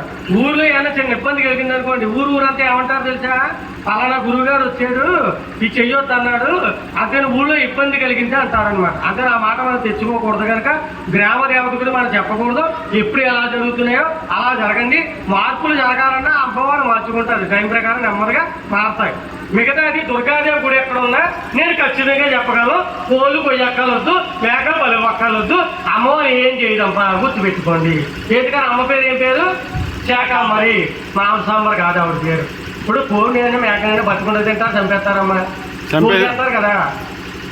చచ్చిపోయిందా బతికిందా? ప్రాణం పోయిందండి. ఇప్పుడు మనిషి ఉన్నాడమ్మా, శ్వాస ఆడుతుంది, శివం అంటారు. శ్వాస ఆడితే శివం, శ్వాస ఆగిపోతే శవం. శవాన్ని ఎక్కడ తీసుకుపోతారు? శ్మశానానికి. కోనో మేకను కోసేసాం, అది శివం శవం చెప్పండి. శవం మీ అందరికీ తెలుసు, శవం. మనిషి శవం శ్మశానానికి పోయింది, కోడి శవం ఎక్కడ పోయింది? శరీరంలో కడుపులోకి పోయింది, కడుపు ఏమయ్యింది? శ్మశానం అయ్యింది. తింటే తినండి, నాకు ఎందుకు చెప్తాను, నేను వస్తాను. ఒక ఆయన మన పురాణం విన్నాడమ్మా. ఆ రోజు వాళ్ళ ఇంట్లో ఈసా ఏదో కూర అనుకున్నా, చికెన్ ఏదో. మధ్యాహ్నం తిన్నాడు, పురాణం మొదలుపెట్టేసారు, ఇన్నేసి వస్తాను వచ్చేగా తింటానన్నాడు. కరెక్ట్గా ఆ రోజు ఈ సబ్జెక్ట్ వచ్చింది. తిన్నాడు, ఇంటికి వెళ్ళాడు, 2 భోజనం పెట్టేస్తానంటే ఆ కూర బయట పారేయన్నాడు. ఏంటంటే అది శవం, నా కడుపు శ్మశానం, ఈ రోజు నేను అమ్మొద్దు మనకు తినొద్దు అన్నాడు. అయిపోయింది. శనివారం రాత్రి మన పురాణం అయిపోయింది. ఆదివారం మామూలుగా తినకూడదు, కానీ అందరూ తినేది ఆ రోజే కదా. మన పాపాలు ఎప్పుడు చేయకూడదు, అప్పుడే చేస్తాం ఎక్కువ, అది కలియుగం కనుక. ఆ రోజు పాపం పక్కింటి వాళ్ళకి ఇల్లు రోజు దెబ్బలాడుకుంటూ ఉంటారు, పడదట. ఆవిడికి తెలిసింది మానేశాడని చెప్పి. ఇదేంటి నీసి లేకుండా ఒక్కరోజు కూడా ఉంటాడు, అలాంటి ఎలా మానిపించేశాడు, ఎలా మానేశాడు మనం చూద్దామని చెప్పి ఒక పెద్ద కుంచేది అంటారు చూసారా, అలాంటి దాన్ని కోసి ఉప్పు కారం మసాలా పెట్టి వండేస్తుంటే కిటికీలో గుప్పుకు పని ఈ ముక్కుపట్టాలు అదిరిపోతున్న వాసన వచ్చేస్తుంది. మన వాడికేమో మనసు లాగేస్తుంది, కాలు కాదు పిల్లకి అటు ఇటు తెగ తిరిగేస్తున్నాడు. ఏం చేయాలో అర్థం కావట్లేదు. కంగారు కూడా వండొద్దని ఆర్డర్ జారీ చేశాడు. ఏం చేస్తారో చెప్పండి, ఇగో అంటూ వచ్చింది వారి గారు. పురాణం చెప్పినట్టు వెళ్ళిపోయింది కదేసి వండి హ్యాపీ చేద్దాం. నేను మానేమని చెప్పానమ్మా. ఎవరు మానేమన్నారు? మానకండి. ఎప్పుడు మానాలి? పెద్ద వయసు వాళ్ళు తగ్గించుకోండి అమ్మా, ఆరోగ్యాలు బాగుంటాయి. ఒక వయసు వచ్చింది కదా, బాధ్యతలన్నీ చక్కబెట్టారు కదా, ఇప్పటి వరకు తిన్నాం కదా, చాలు తగ్గించేసుకోవాలి. 7 రోజులు తింటే 6, 6 అయితే 5. ఒక్కరోజు తిని వాళ్ళు ఏం చేయాలి? మానేకూడదు, ఒక్కరోజు తినాలి. ఎప్పుడు వరకు? నీకు హృదయంలోంచి నీకుగా మానేయాలని అనిపించే వరకు ఒక్కరోజు తిని. ఒక ఆవిడ 7 రోజులు తినేస్తుందట. అదే శనివారం తింటారు కదంటే ఎవరు తినక మా ఊళ్ళో సౌకర్యం దొరుకుతున్నాయండి, నేను ఎక్కడ తిన్నానండి. అలా తినేయకుండా అమ్మ నెమ్మదిగా తగ్గించుకోవాలి. పిల్లలు నీసు ఎక్కువ పిల్లలు మానేస్తున్నారమ్మ. చదువుకునే పిల్లలు, వయసులో ఉన్న వాళ్ళు మానేస్తారు, ముఖ్యంగా ఆడపిల్లలు. అమ్మ పెళ్ళి అయ్యాక అత్తమామలు ఖచ్చితంగా వండి పెట్టాలంటే ఏం చేయాలి చెప్పండి? భర్త నాకు అదే కావాలంటే ఏం చేయాలి చెప్పండి? పిల్లలు మానకూడదు, తల్లిదండ్రులు వాళ్ళు మాలని అవుతాడు. అలా మగపిల్లలు కూడా మారాక వాళ్ళు ఎన్ని కొబ్బరి లేని చెప్తాం, కష్టపడే వాళ్ళు తినకపోతే ఎక్కడి నుంచి వస్తుంది బాబు? ఒకటే కదా నేను చేసి పాపం అనిపించింది. నీసు మానైతే నాకు పాపం ఉండదు కదా, ఇంకా అదే కదా చేసేది, ఇంకా ఎందుకు చేయాలి ఆ పాపం అనిపించింది. మానేసాను అంతే. గురుగారు మంత్రం ఇమ్మని అడిగాను. పెళ్ళి అయింది కదా ఇంకొంచెం 3 సంవత్సరాలు ఆగన్నారు. 2007లో మంత్రం ఇచ్చారు నాకు గురుగారు దగ్గర. అది ఎప్పుడు మానేసే నాకు నేను కావాలని దాని మీద విరక్తితో మళ్ళీ ఈరోజు మా పిల్లలు తింటారు, నా భార్య తింటారు, కావాలంటే నేనే పట్టుకెళ్తాను. ఏదో మానేస్తానన్నారు, మానవద్దన్నారు. బలవంతంగా మానిపిస్తే మళ్ళీ మనసు అటు వెళ్ళకూడదు. మానే టైం వచ్చినా నేను చెప్తాను, వాడు మానితుగానే చెప్తాను. ఎందుకంటే దేని తరపు దానికి ఉంటుందమ్మా, అది పాటించుకోవాలన్నమాట. కాబట్టి నేను మానేసాక దాని జోలికి కూడా వెళ్ళాలి, మనసు కూడా వెళ్ళదన్నమాట. పరిపూర్ణ ఒక్కసారి 100 సార్లు ఆలోచించుకోవాలి ఏదైనా నిర్ణయం తీసుకునేటప్పుడు. ఒక్కసారి నిర్ణయం తీసుకున్నావా ప్రాణమైన పోవాలి, కానీ ఆ నిర్ణయంలో మార్పు రాకూడదు. ఇక్కడ తొందరపడి నిర్ణయాలు తీసేసుకోవడం, మళ్ళీ మొదలుపెట్టేయడం అలా ఉండకూడదు అనమాట. అందుకనమ్మా ఆఖరికి ఈ పాయింట్ చెప్తున్నాను చూడండి. ఇంకా కథ అయిపోలేదమ్మా, టైం లేకపోతే రేపు చెప్తాను. ఇంకో 10 నిమిషాలు 10 గంటలకు ఆపేస్తాం, ఎందుకంటే ఇబ్బంది పెట్టకూడదు కదా. 10 గంటలకు ఆపేద్దాం, మిగతా బ్యాలెన్స్ రేపు చూద్దాం, రేపు అవ్వకపోతే ఎల్లుండి చూద్దాం, ఆ తర్వాత అవ్వకపోతే రోజు అందరూ మాట పట్టుకుంటారు చెప్తాం. ఏమ్మా సరే, ఇప్పుడు ఏం చెప్పానని కోచెత్తి నీసా అది ఏమైంది? శవ అయింది కదా, కనుక శవాలు కనుక తినకూడదు ఒకటి. ఇంకొక మాట చెప్తున్నాను చూడండి. ఏం కూర అంటే ఇప్పుడు చికెన్ వండుకున్నారమ్మా, కోడి కోసుకొని వండుకుని తినేసారు శుభ్రంగా. నాకు కనపడతారు ఏం కూర ఏంటని అడిగాను. దాన్ని తెలుగులో ఏమని చెప్తారమ్మా? చికెన్ కర్రీని తెలుగులో ఏమంటారు? చెప్పాలమ్మా, ఈ వేళలో గట్టిగా చెప్పాలి. కోడి కూర, అదే ఏదో అంటారు దాన్ని మాసం అంటారు కదా. మాసం అనకూడదు, అందుకే అడుగుతున్నాను. కోడి మాసం కాదు. మాసం అంటే ఏంటి? చైత్ర మాసం, వైశాఖ మాసం, జ్యేష్ఠ మాసం, ఆషాఢ మాసం, ఇది మాసం అంటే. మాసం అంటే నెల. మరి ఇదేంటి? కోడి మాంసం. అబ్బా భలే ఉంది పేరు, ఇదే బాగుంది కదా. మాంసం అంటే అర్థం ఏంటో తెలుసా? సహా నన్ను కూడా. ఏంటి నన్ను కూడా? నేను ఏ జీవినైతే కోసుకుని ముక్కల కింద కొట్టేసి ఉప్పు కారం మసాలా పెట్టి నూనెలో వేపేసి కూర వండుకుని పరపరా పీక్కుని తినేస్తున్నాను, ఆ జీవి కూడా నన్ను కూడా ఏదే ఒక రోజు ఇదే విధంగా తినుగాక అని దాని అర్థం. తింటే తినదు నాకెందుకు? మనం ఎన్ని జీవులు తింటున్నా లెక్క పెట్టుకోండి. ఇవన్నీ ఇన్ని కోళ్ళు, ఇన్ని మేకలు తింటున్నాం, మళ్ళీ ఎలా తినేస్తాను? నేను చేపలు తిన్నా అనుకున్నారా? ఎలా తినేస్తాయి చెప్పరా? వల వేసాడు, చేపలు పడుతున్నాడు. పెద్ద పెద్ద చేపలను బుట్టలు వేసుకున్నాడు. చిన్న చిన్న పరుగులన్నీ ఏం చేస్తాడు? మళ్ళీ కాలంలో వేయడు, గట్టి మీద తులిపేసి వెళ్ళిపోతాడు. ఆ ఎండలో గిలగల కొట్టుకుని చచ్చిపోతాయమ్మా ఆ చేపల పరుగులన్నీ కూడా. అవునా? ఎంత పాపం అంటే గురువు గారిని శిష్యుడు అడిగాడు, ఇది పాపం కదా అని అడిగాడు. గురువుగారు మాట్లాడలేదు. కొన్నాళ్ళు అయిపోయింది, కొన్ని సంవత్సరాలు. అప్పుడు చెప్పారు సమాధానం. ఒకప్పుడు చేపలు పట్టేవాడు చేపలన్నింటి ఇలా ఎండలో పారేస్తున్నాడు, చచ్చిపోతాను అన్నావు కదా. ఇప్పుడు చెప్తున్నా నేను, ఆ చేపలు పట్టేవాడు తర్వాత చనిపోయాడు, కొండ సిలువై పుట్టాడు. ఆ చేపలన్నీ కండసీమలై పుట్టాయి. ఆ కొండ సెలవులు పట్టుకుని కొరుకు తింటుంటే గిలగల గిలగల గిలగల గింజుకుని ఎప్పుడు పోతుందమ్మా ప్రాణం? ఎంత నరకం అనిపించాలమ్మా? అలా అనిపిస్తాడు చేసినటువంటి పాపాన్ని అని చెప్పాడు అనమాట గురువు గారు. అప్పటి దీన్ని పట్టలేదు భయం కదా. కొంతమంది ఎనకాల మూలలో అందరూ ఈ ఆలోచనకు వచ్చేవారు బాబు, రేపు వచ్చిన బాబుని వేళ ఎత్తుకొచ్చావు అనుకున్నాను దూరం నుంచి. సరే అమ్మా, సరే ఎన్నో ఉన్నాయి, ఇవి కూడా ఉపయోగపడే మాటలే. మీరు ఎంతవరకు పాటిస్తారో మీ ఇష్టం. తెలుసుకోవడం హిందువులుగా మన ధర్మం, చెప్పడం మా ధర్మం, వినడం మీ ధర్మం కనుక చెప్పాను. అవకాశాన్ని పాటించండి, ఇబ్బంది పడకండి, భర్తను బాధ పెట్టకండి. నేను మానేసాను, గురువుగారు చెప్పారంటే మెత్త కుమ్మేస్తాడు ఇంట్లో పెట్టి. మీతో అయిపోయిందని అనుకుంటాడు మళ్ళీ వచ్చి. అలా తొందరపాటు నిర్ణయాలు తీసుకోకూడదు. మీరు మానాలంటే భర్త పర్మిషన్ తీసుకోవాలి. భర్త తీసుకోవాలి. ఏ పని అయినా చేయడమ్మా, ఉన్న ధర్మాన్ని చెప్పేస్తున్నాడు. ముందు భర్త, భగవంతుడు అంటే ముందు భర్తే, ఆ తర్వాతే భగవంతుడు. ఎవరితో ఆగవలసిందే. ఆయన తర్వాత ఏదైనా ప్రత్యక్ష ఊరికి రావలేదు. ఆయన ప్రతిమాడుకోవాలి, కాళ్ళ వేళ పడాలి, ఒప్పించుకోవాలి, నెమ్మదిగా దారిలోకి తెచ్చుకోవాలి. అంతే తప్ప నేను వెళ్తాను ఏదా మా ఊళ్ళో కారణంగా నోరుమూరి అన్నాడు భర్త కోపం వచ్చి నోరుమూరి కదా ఉన్నారు చూసి 6 ఎకరాలు ఇచ్చేయరా నీకు అంటూ అలాగా అనకూడదు. భర్తమ్మ భగవంతుడు భక్తి ఆ పాతివ్రత్యంతో ఎన్నో సాధించారమ్మ లోకంలో చాలా మంది. అనసూయ సతీ సావిత్రి సతీ సావిత్రి అమ్మని అడగాలి, అమ్మ నా భర్తను మార్చమ్మా, మంచి మార్పులో పెట్టమ్మా, నాకు అవకాశం ఇయ్యమ్మా, అప్పటికి ఇంట్లోనే పూజించుకుంటానమ్మా, నేను రావట్లేదే, ఇదే ఒక్క దొరికిందని చెప్పమ్మా ఆయన అలవాట్లేదని వద్దు అంటున్నాడు. ఆయన మీద పెట్టేస్తారు నేను వీళ్ళకి రావటమా రావాలని లేకపోయినా చేరే అలా వంకలు పెట్టకూడదు, యథార్థంగా చెయ్యాలి. అమ్మని అడగాలి, ఖచ్చితంగా మారుస్తుంది. అలా ఎంతో మంది భర్తలు మారిపోయి సత్సంగానికి అయితే పాలు ఎరకొట్టేస్తానన్నవాడు ఈరోజు సత్సంగానికి టైం అవుతుంది 10 అవుతాం తీసుకెళ్తున్నారు ఎన్నోసార్లు భార్యల్ని. నేను చూశాను అటువంటి వాళ్ళు. అది అమ్మ మహిమ సత్సంగ ప్రభావం అంటే. అలా ప్రయత్నం చేయాలి మంచితనంతో. కనుక ఎన్నో ధర్మాలు ఉన్నాయి కనుక ఆ జగన్మాత వద్ద నేత్రాలతో ప్రత్యక్షమైన అమ్మ జలధారలు కురిపించింది, శాకాహారాన్ని ఇచ్చింది. అమ్మ పేరు శాకాంబరి, మాంసాంబరి కాదు శాకాంబరి. జై శ్రీ శతాక్షి మాతకు జై, శ్రీ శాకాంబరి మాతకు జై. ఈ విషయాలన్నీ దుర్గముడికి తెలిసాయి. ఎవరో త్రిమూర్తి వచ్చిందట, జలధారలు కురిపించిందట, కొత్త నేత్రాలతో ప్రత్యక్షమైందట, ఆహారాన్ని ఇచ్చిందట, వెళ్ళి సంహరించి రండి. అక్షోని సైన్యాన్ని పంపించాడమ్మ. వచ్చాడు అక్షోని సైన్యం. అమ్మను చూశాడు. అమ్మ సంకల్పం చేసింది, జగన్మాతలో నుంచి 32 శక్తులు బయటకు వచ్చాయమ్మ. ఈ 32 శక్తులు అక్షోని సైన్యంతో భయంకరంగా యుద్ధం చేస్తే పేట్రేగిపోయి అల్లకల్లో యుద్ధం చేస్తే సంహరించి భారం వేసే 32 శక్తులు అక్షోని సైన్యాన్ని. ఎప్పుడైతే సైన్యం అంతా నశించిపోయిందో దుర్గవుడు బయలుదేరాడు. వచ్చాడు అమ్మ దగ్గరికి, జగన్మాతను చూశాడు. ఈ 32 శక్తులు జగన్మాత చుట్టూ నాట్యం చేస్తూ తిరుగుతున్నాయి. వీడు అంటాడు, ముందు అమ్మవారు ఒక్కతే కదా ఉంది, అక్షోని సైన్యాన్ని పంపించాడు.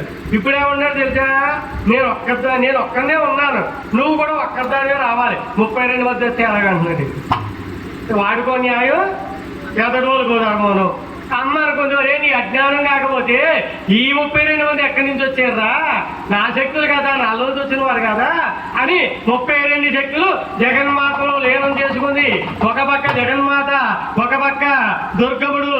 భయంకరమైనటువంటి యుద్ధం జరుగుతుంటే, అల్లకల్లోలకే జరుగుతుంటే మాయమైపోతున్నాడు, ఆకాశంలోకి వెళ్ళిపోతున్నాడు, బల్లోకి అవుతున్నాడు, ఏగవుతున్నాడు, పెద్దలు అవుతున్నాడు, రకరకాలైన యుద్ధాలు చేస్తుంటే అమ్మ ఆకలితో ఊగిపోతూ నాతోటే పరిహాసం ఆడుతున్నావురా, నీ పని పడతావురా అని చెప్పి జగన్మాత ఒక త్రిశూలాన్ని గిరగరా గిరగరా గిరగరా అని చెప్పి ఆ జగన్మాత వైశాఖలోకి వెళ్ళిపోతున్నాడు. ఆ జగన్మాత పరమేశ్వరి ఒక దివ్యమైనటువంటి బాణాన్ని తీసింది, అభిమంత్రించింది, వదిలిపెట్టింది. అమ్మ వదిలిపెట్టినటువంటి బాణం వెళుతూ 15 బాణాల కింద విడిపోయింది. విడిపోయి దుర్గముడు గుండెల్లో 2 బాణాలు, కళ్ళలకు 2 బాణాలు, ఊరువులకి 2 బాణాలు, రథానికి కట్టిన జెండాకు, గుర్రాలకి, ఆ రథ సారథికి తగిలేసరికి ఒక్కసారిగా రథం కుప్పకూలిపోయింది. రథంలో నుంచి దుర్గముడు కూడా కింద పడిపోయాడు. కానీ వాడు అదృష్టం ఏంటమ్మా, అమ్మ చేతి బాణాలు కళ్ళల్లో గుచ్చుకున్నాయి చూసారా. అమ్మ చేతి బాణాలు కళ్ళల్లో దిగగానే వాడు అజ్ఞాన పటాపంచలైపోయి జ్ఞాననేత్రం తెలుసుకుందాం. అది అమ్మ చేతి బాణాలకు ఉన్నటువంటి గొప్పదనం. ఆ బాణాల వల్ల కూడా వాడికి ఉపకారం కలిగింది. అమ్మ రాక్షసులు చంపేసిందంటే అది అందరూ అనుకుంటారు అమ్మ దుర్మార్గురాలు, సైతాను, భయంకరమైన శక్తి అంటారు. అమ్మ నన్ను పొడిచే అంటారు, పొడిచేస్తుంది అమ్మ. అమ్మ నన్ను చంపే అంటారు, చంపేస్తుందా? అమ్మ చేతిలో ప్రాణాలు పోవాలంటే ఎంత తపస్సు చేయాలమ్మా. వాళ్ళు చేసిన తపస్సుకు ఫలితం అమ్మ చేతిలో ప్రాణాలు పోయాయంటే ఊరికనే పోలేదు. అమ్మ చేతిలో ప్రాణాలు అంత తపస్సు చేశారు, అంత అదృష్టాలు పొందారు వాళ్ళు. కనుకమ్మా అమ్మ చేతి బాణాలు కళ్ళల్లో తగలగానే వాడి అజ్ఞానం పటాపంచలైపోయి జ్ఞాననేత్రం తెలుసుకుందాం జగన్మాతకి, ఆ దుర్గముడికి. అప్పుడు అంటాడు వాడు దుర్గముడు, ఎప్పుడైతే అమ్మ చేతి బాణాలు కళ్ళల్లో గుచ్చుకున్నాయో, గుండెల్లో గుచ్చుకున్నాయో, రక్తం ధారాపాతంగా కారుతుంది, దేకుతూ పాకుతూ నడుస్తూ అంటాడమ్మా, నేను ఇంత దుర్మార్గుని కదా, నాలాంటి వాడినే చంపగలిగిందంటే వచ్చినటువంటి స్త్రీ ఎవరు? జగన్మాత. జగన్మాత తెలుసుకోలేకపోయారమ్మా, దుర్మార్గుందమ్మా. నీలాంటి శ్రీమూర్తిని యుద్ధం చేశారమ్మా, నన్ను క్షమించమ్మా, పొరపాటు చేశారమ్మా అని చెప్పి దేకుతూ పాకుతూ వచ్చి అమ్మ అమ్మ అంటూ ప్రార్థిస్తూ పాదాల మీద. క్షమించమని వేడుకుంటూ పాదాల మీద పడిపోయి. అమ్మవారి పాదాల పైన శిరసు పెట్టి ప్రాణాలు వదిలిపెట్టేశాడు. మరి అమ్మ దుర్మార్గురాలు అయితే ఏం చేయాలమ్మ ఇప్పుడు? ఒక్క తన్ను దండాలు అవుతామండి. ఏరా నా బిడ్డలు బాధ పెట్టి, లోకాలంతా బాధ పెట్టి, దేవతలు హింసించి, నాకు యుద్ధం చేసి, సిగ్గు లేకుండా నా పేద మీద పడతామంట. మనం అయితే తందుతాం ఖచ్చితంగా. కానీ ఆవిడేం చేసింది? నువ్వు ఎంత దుర్మార్గుడు అయినప్పటికీ కూడా, ఎన్ని పాపాలు చేసినప్పటికీ కూడా పశ్చాత్తాపాన్ని ఇచ్చినటువంటి ప్రాయతత్వం లేదు కనుక అమ్మ అమ్మ అంటూ నన్నే ధ్యానిస్తూ నానామ్మ అంటే పలుకుతూ నీ శిరస్సు తీసుకొచ్చి నా పాదాల మీద పెట్టేవు కనుక, నాన్నే స్మరించుకుంటూ ప్రాణాలు వదిలిపెట్టేవు కనుక ఈ రోజు నుంచి నీ పేరే నా పేరుగా పెట్టుకుంటున్నాను రా. నా పేరు దుర్గా మాత. జై మాతాకు జై. ఈ కొబ్బరికాయ జై దుర్గా, జై దుర్గా, జై జై దుర్గా, జై దుర్గా, జై జై దుర్గా, జై దుర్గా, జై జై దుర్గా, రాజపరాశక్తికి జై, దుర్గా మాతకు జై. ఒక దుర్మార్గుడైనటువంటి దుర్గముడు రాక్షుడు పేరు పెట్టుకున్నామ్మా. ఎంత గొప్ప తల్లి, ఎంత చల్ల, అదే సాంద్ర కరుణ సదా గురుగారికి ఇచ్చాను, గురుగారికి ఇచ్చాను. చల్లని తల్లి. ఎలా అంటే అమ్మని రేపు కథలో చెప్తాను. చల్లని తల్లి పేరేంటికి వచ్చింది అమ్మకి. అమ్మ దుర్గాదేవి దగ్గర పెడతాను. అమ్మ అక్కడి జగన్మాత ఎప్పటి నుంచే దుర్గాదేవి అయిపోయింది అనమాట. ఇప్పుడు 2-3 నిమిషాల్లో ఆపుతున్నారు కార్యక్రమం. ఈ వేళ కదే చెప్పాను, ఎల్లుండి కదా ఈ వేళ చెప్పేస్తానన్నాను కదా, అదో మొదలు పెట్టలేదు, అందులోకి వెళ్ళలేదు, టైం లేదు. మరి 7:30కి వచ్చి కూర్చున్నాను. మరి మీరు ఎవరో రాలేదు. 8 అయ్యింది. నెమ్మదిగా ఒక్కొక్కరు వచ్చాడు. మరి ఇక మొదలు పెట్టాడు 8:30. 8 దగ్గర 8:30 అయిపోయింది కదా, 8:30 అయిపోయింది. మరి నా తప్ప ఏమైనా ఉందో చెప్పండి. నేను 7:30కి వచ్చి కూర్చున్నాను, నీరసంగా ఉన్నా. రాత్రి ఎంత గట్టిగా వచ్చానమ్మా. రాత్రి నిద్రలేదు తెచ్చామా, తెల్లవాళ్ళు కరెంట్ లేదు, నరకం అనిపించాం. మరి పొద్దులేసి అనుకోని చక్క పెట్టుకున్నాం. కరోనా టైంకి వచ్చేసాం. మీరు రారు, మీ ఊరు, మీ ఇష్టం, ఏం చేస్తాను మరి. అయినా మరి టైంకి వచ్చారు, అదే నా తప్పు లేదు. అయినా మిమ్మల్ని ఇబ్బంది పెట్టకూడదని 1:30 చెప్తున్నాను. 8:30 మొదలుపెట్టాను, 10 అయింది. 1:30 ఆపేస్తున్నాను. ఇది పూర్తి చేయాలి కదా. మిగతా రేపు చెప్పుకున్నాం. నేను 7 గురించి చెప్తానన్నా, అది కూడా రేపే. రేపు త్వరగా వస్తే అమ్మా 7 గురించి చెప్తాను, శివతాండవం చెప్తాను. ఈవేళ ఇంకో కథ చెప్తానన్నారు కదా, ఆ రోజు చెప్తాను. ఇంకా అవదా ఇంకా శనివారం నాడే ఆ కథ. రేపు శివుడి గురించి చాలా మాటలు చెప్పాలి. చాలా అద్భుతంగా ఉంటుంది రేపు కార్యక్రమం. సరే, ఏం జరిగింది? ఎంత దుర్మార్గుడు అయినప్పటికీ కూడా ప్రాణం పోయేటప్పుడు ఏం చేశాడమ్మా? అమ్మాని పాదాలు పెట్టుకున్నాడు. అమ్మ స్మరించుకోవడం ప్రాణం పోవడం వల్ల అమ్మలో ఎక్కువైపోయాడు. ఇప్పుడు అందరూ చాలా గమనించాలి. మనం ఎన్ని పాపాలు చేసినా ప్రాణం పోయేటప్పుడు ఏం చేయాలమ్మా? అమ్మని స్మరించుకోవాలి. చెప్పండి గట్టిగా. జగన్మాతను స్మరించుకోవాలి కదా. మా జీవితాంతం పాపాలు చేసుకోవచ్చు. ప్రాణం పోయడం అమ్మ అమ్మ అంటే అమ్మలో ఎక్కువైపోతాం. తేలిపోతుంది కదా. అలాగే అన్నాడు ఒక ప్రాణం పోయేటప్పుడు అండి భలే చెప్పారు గురుగారు. ఇప్పుడు ఇది చేయాలనుకుంటున్నాను నేను, అప్పుడు చేసేస్తానని. బాగానే ఉంది. ఎప్పుడు ప్రాణం పోద్దమ్మా తెలీదు. ఎవరైనా చెప్పగలరా? తెలియదు. గ్యారంటీ లేదు. బజార్లో కొని మార్కెట్లో కొనే బుడగ 5 రూపాయల బుడగ గ్యారంటీ ఇస్తాడు. కానీ మానవ జీవితానికి గ్యారంటీ లేదు. గ్యారంటీ లేదు. నీటి మీద బుడగలు ఎప్పుడు తేలిపోతాయి. ఇప్పుడు 2 మన చేతుల్లో లేవు. పుట్టుతోడు కూడా వచ్చేది మృత్యు ఒకటే, కూడా ఉంటుంది. కానీ ఇప్పుడు మీకేంతో తెలియదు అంతే. అది ఇప్పుడు సిద్ధంగా ఉండాలమ్మా. మనకి తెలీదు. ఒక ఆవిడ ఫోటోలు తీయించుకున్నాడట. ఫోటోలు అన్నీ తీసి ఆల్బమ్ కట్టిచ్చేసాడు. ఆ ఫోటోలు చూసుకుంది. ప్రతి ఫోటోలోనూ ఏడుస్తూనే ఉండాలి. ఏడుస్తూ పడింది ఫోటోల్లో. ఫోటో తీసిన ఆయన కొట్టింది, గోపాలతో ఆగబెట్టి కొట్టేసింది. ఏరా ఇదేనా ఫోటోలు తీయటం అంటుంది. ఆయన అన్నాడు, నేను రెడీ అన్నప్పుడు నువ్వు స్టడీగా ఉండాలి కదమ్మా. రెడీ అన్నప్పుడు అలా 7 ముఖం పెట్టామా, నేనేం చేయనమ్మా. భగవంతుడు రెడీ అంటాడు, ఎప్పుడు అంటాడో తెలియదు. మనం స్టడీగా ఉండాలా. అబ్బాయి నేను ఇంకా అది తింటానండి, ఇది తింటానండి, ఏదో చూడాలండి అంటే ఊరుకోవాలక తీసుకెళ్ళిపోతా. టైం అయిపోతుంది. సిద్ధంగా ఉండాలమ్మా. అన్నీ చక్కబెట్టేసుకోవాలమ్మా. సరికమ్మా. ఎంతో మహాసముద్రం ఎన్నో ఉన్నాయి. ఇంకా ఈ మాటలే ఇంకా చెప్పవలసి ఉన్నాయి. ప్రాణం పోయాడు. ఓ తాతగారు ప్రాణం పోతుందట. అప్పుడు మన పురాణం ఉన్నాడు, దుర్గాదేవి పురాణం మనవాడు అన్నాడు, తాత ప్రాణం పోతుంది కదా, దుర్గాను దుర్గాను దుర్గాను తాత అన్నాడు. దుర్గాదేవి భక్తుడు కష్టపడి జూ అన్నాడు. మాట రావట్లేదు నోట్లోంచి. పూర్తిగా లేదాత అన్నాడు. ఈయనంటాడు, దూడ చీపురు కట్టి తినేస్తుంటా. చీపురు కట్ట తినేస్తున్నాడు. అడిగిపోయిన చీపురు కట్ట, చచ్చిపోయాడు. చీపురు కట్ట ఎందుకమ్మా? మళ్ళీ ఇలా పెద్ద చీపురు కట్ట పట్టుకుని చూసుకుంటున్నాడు. ఎందుకు వచ్చింది ప్రాణం పోయేటప్పుడు ఇలా దుష్ట అలా ఉంటుందమ్మా. ఎవరు వచ్చారు ఏం చేస్తారు అన్నీ కావాలి. అప్పుడు భగవంతుడి మీదకి వెళ్ళిపోవాలమ్మా. నలుగురు కొడుకులాట రోజు ₹1,00,000 అమ్ముతారట, కొట్లో ప్రాణం పోతుంది. ఊరే పెద్దోడు చిన్నోడు మూడోడు ఎక్కడో అందరూ ఎక్కడో మీరు చచ్చుకున్నా అన్నారు. అలాగే వ్యాపారం చేసుకుందామని ఈయన అంటాడు, నలుగురు నా దగ్గర చేస్తే కిరాణా కొట్లు ఎవరు తెచ్చారు అన్నాడు. కిరాణా కొట్టని చచ్చిపోయాడు. కిరాణా కొట్లో బల్లే పుట్టి గోడ చూపుతున్నాడు. ప్రాణం పోయేవాడు దృష్టి ఎక్కడుంటే దానికోసం మళ్ళీ పుడతాం. అందుకని ప్రాణం పోయడం భగవన్నామం వస్తుందమ్మా, రాదు. అందుకని ఏం చేయాలి? చిన్నతనం నుంచి జై దుర్గా, జై జై దుర్గా, జై జై దుర్గా, జై దుర్గా, జై జై దుర్గా, జై రామ, జై జై రామ. చిన్నతనం నుంచే భగవన్నామం అలవాటు చేసుకోవాలి. సీతాహార కొమ్మకి ఎక్కేసాడు, ఆకులు కోసుకున్నాడు, కొమ్మ ఇరిగిపోయింది, కింద పడిపోతాడు. పార్వతీ పరమేశ్వరు అదే దారిని వెళ్తున్నాడు. కాకినాడ బీచ్కి తీసుకెళ్ళమంటాడు పార్వతీదేవి. శివుడు అన్నాడు, పురాణం దగ్గర సావరోలు బాగా తక్కువ వస్తున్నారు, ఆఖరిలో పాపం గురుగారు అబ్బాయి బుక్స్ గట్ట లోపల పోసుకుంటున్నాడు, ఎవరు సాయం చేయట్లేదు, మనం వెళ్దాం అదే అన్నాడు శివుడు. ఆ పార్వతి కోపం, మీ మొగోళ్ళు అంతరించే మధ్యలో ప్లేట్ మార్చేస్తారు. ఏం తోటలో చెట్టు మీద ఉన్నాడు కనపడ్డాడు, కొమ్మరి పోయి కింద పడిపోతున్నాడు. పేరు చచ్చిపోతాడు, మనం కాపాడదాం అమ్మవారు. వాడు ఆయుష్ ఉంటే బతుకుతా లేకపోతే పోతాడు, బీచ్కి వెళ్దాం పురాణకి వెళ్దాం చెప్పమన్నాడు. ఆవిడ ఒప్పుకోలేదు. అప్పుడు అన్నాడు శివుడు, చెట్టు కింద ఇద్దరు నిలబడతాం, కింద పడిపోతూ అమ్మ అంటే నువ్వు కాపాడు, అయ్యా అంటే నేను నేను కాపాడతాను. ఇద్దరు రెడీగా ఉన్నారు. కొమ్మ ఇరిగిపోయింది, కింద పడిపోతున్నాడు, అమ్మ లేదు అయ్యా లేదు, చచ్చారు దేవుడా. ఎందుకని? ఎప్పుడైనా అలవాటు ఉంటే అంటాడు, సత్సంగానికి వెళ్తే అలవాటు అవుద్ది. జీవితంలో సత్సంగ ముఖం చూస్తే అలవాటు అవుద్ది. ఆ తిప్పుకుంటే వెళ్ళిపోతే ముఖం ఎలా అలవాటు అవుతుంది? ప్రాణం పోయాడు భగవన్నామం రాదమ్మా. పెద్ద గురువు గారు ఆఖరి వారు చెప్తున్నారు, పెద్ద గురువు గారు ప్రాణం పోతుంది, శిష్యులు అందరూ బాధపడుతున్నారు. నా ప్రాణం పోయేటప్పుడు ఓంకారం వినపడతారు రా, జాగ్రత్తగానండి అన్నారు గురుగారు. ఓంకారం లేదు, గీంకారం లేదు, గుడుకురు ప్రాణం పోయింది గురువు. పెద్ద గురువు గారే ఎందుకు రాలేదు?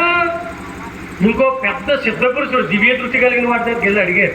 ఆయన చూసి అన్నాడు, మీ గురువు గారు గొప్ప ఆయనే, నిజంగా ఓంకారం వినపడు. ఎందుకు వినపడలేదంటే పక్కనే రేగి చెట్టు ఉందట, మిలవలాడుతూ రేగిపండు కనపడిందట. ఆ ప్రాణం పోయే ముందు ఆ శిష్యులతో చెప్తున్నాడు, రేగిపండు కోసేవాళ్ళరా తినాలని కోరిక పడుతుంది, ఆ కోరిక మిగిలిపోద్దేమో అని అడుగుతుంటే మాట పూర్తిగా రావట్లేదు, వీళ్ళకి అర్థం కావట్లేదు. గురుగారు ఏదో చెప్తున్నారు, గురుదేవా గురుదేవా ఏంటి గురుదేవా అన్నారు. రేగిపండు రేగిపండు రేగిపండు ప్రాణం పోయింది. ఆ గురువు గారు పురుగే పుట్టి రేగిపండు అంటున్నాడు. గురువులకే దిక్కు లేకపోతే మనలాంటి సామాన్య వారు ఏమైపోతారో జాగ్రత్తగా చూసుకోండమ్మా. కనుక తల్లులారా, ఎంతో ఉంది కనుక జగన్మాతలారా, ప్రతి క్షణం కూడా అప్రమత్తంగా ఉండాలి, ఎప్పటికప్పుడు జాగ్రత్తగా ఉండాలి. నిరంతరం పరమాత్మను మర్చిపోకుండా అమ్మ సేవలు తరించడానికి అందరూ ప్రయత్నం చేస్తాను కోరుకుంటూ, హరి ఓం దశ ఓం శక్తి ఓం శక్తి. మిగతా కదా రేపమ్మా, రేపు శివతాండవ తుది.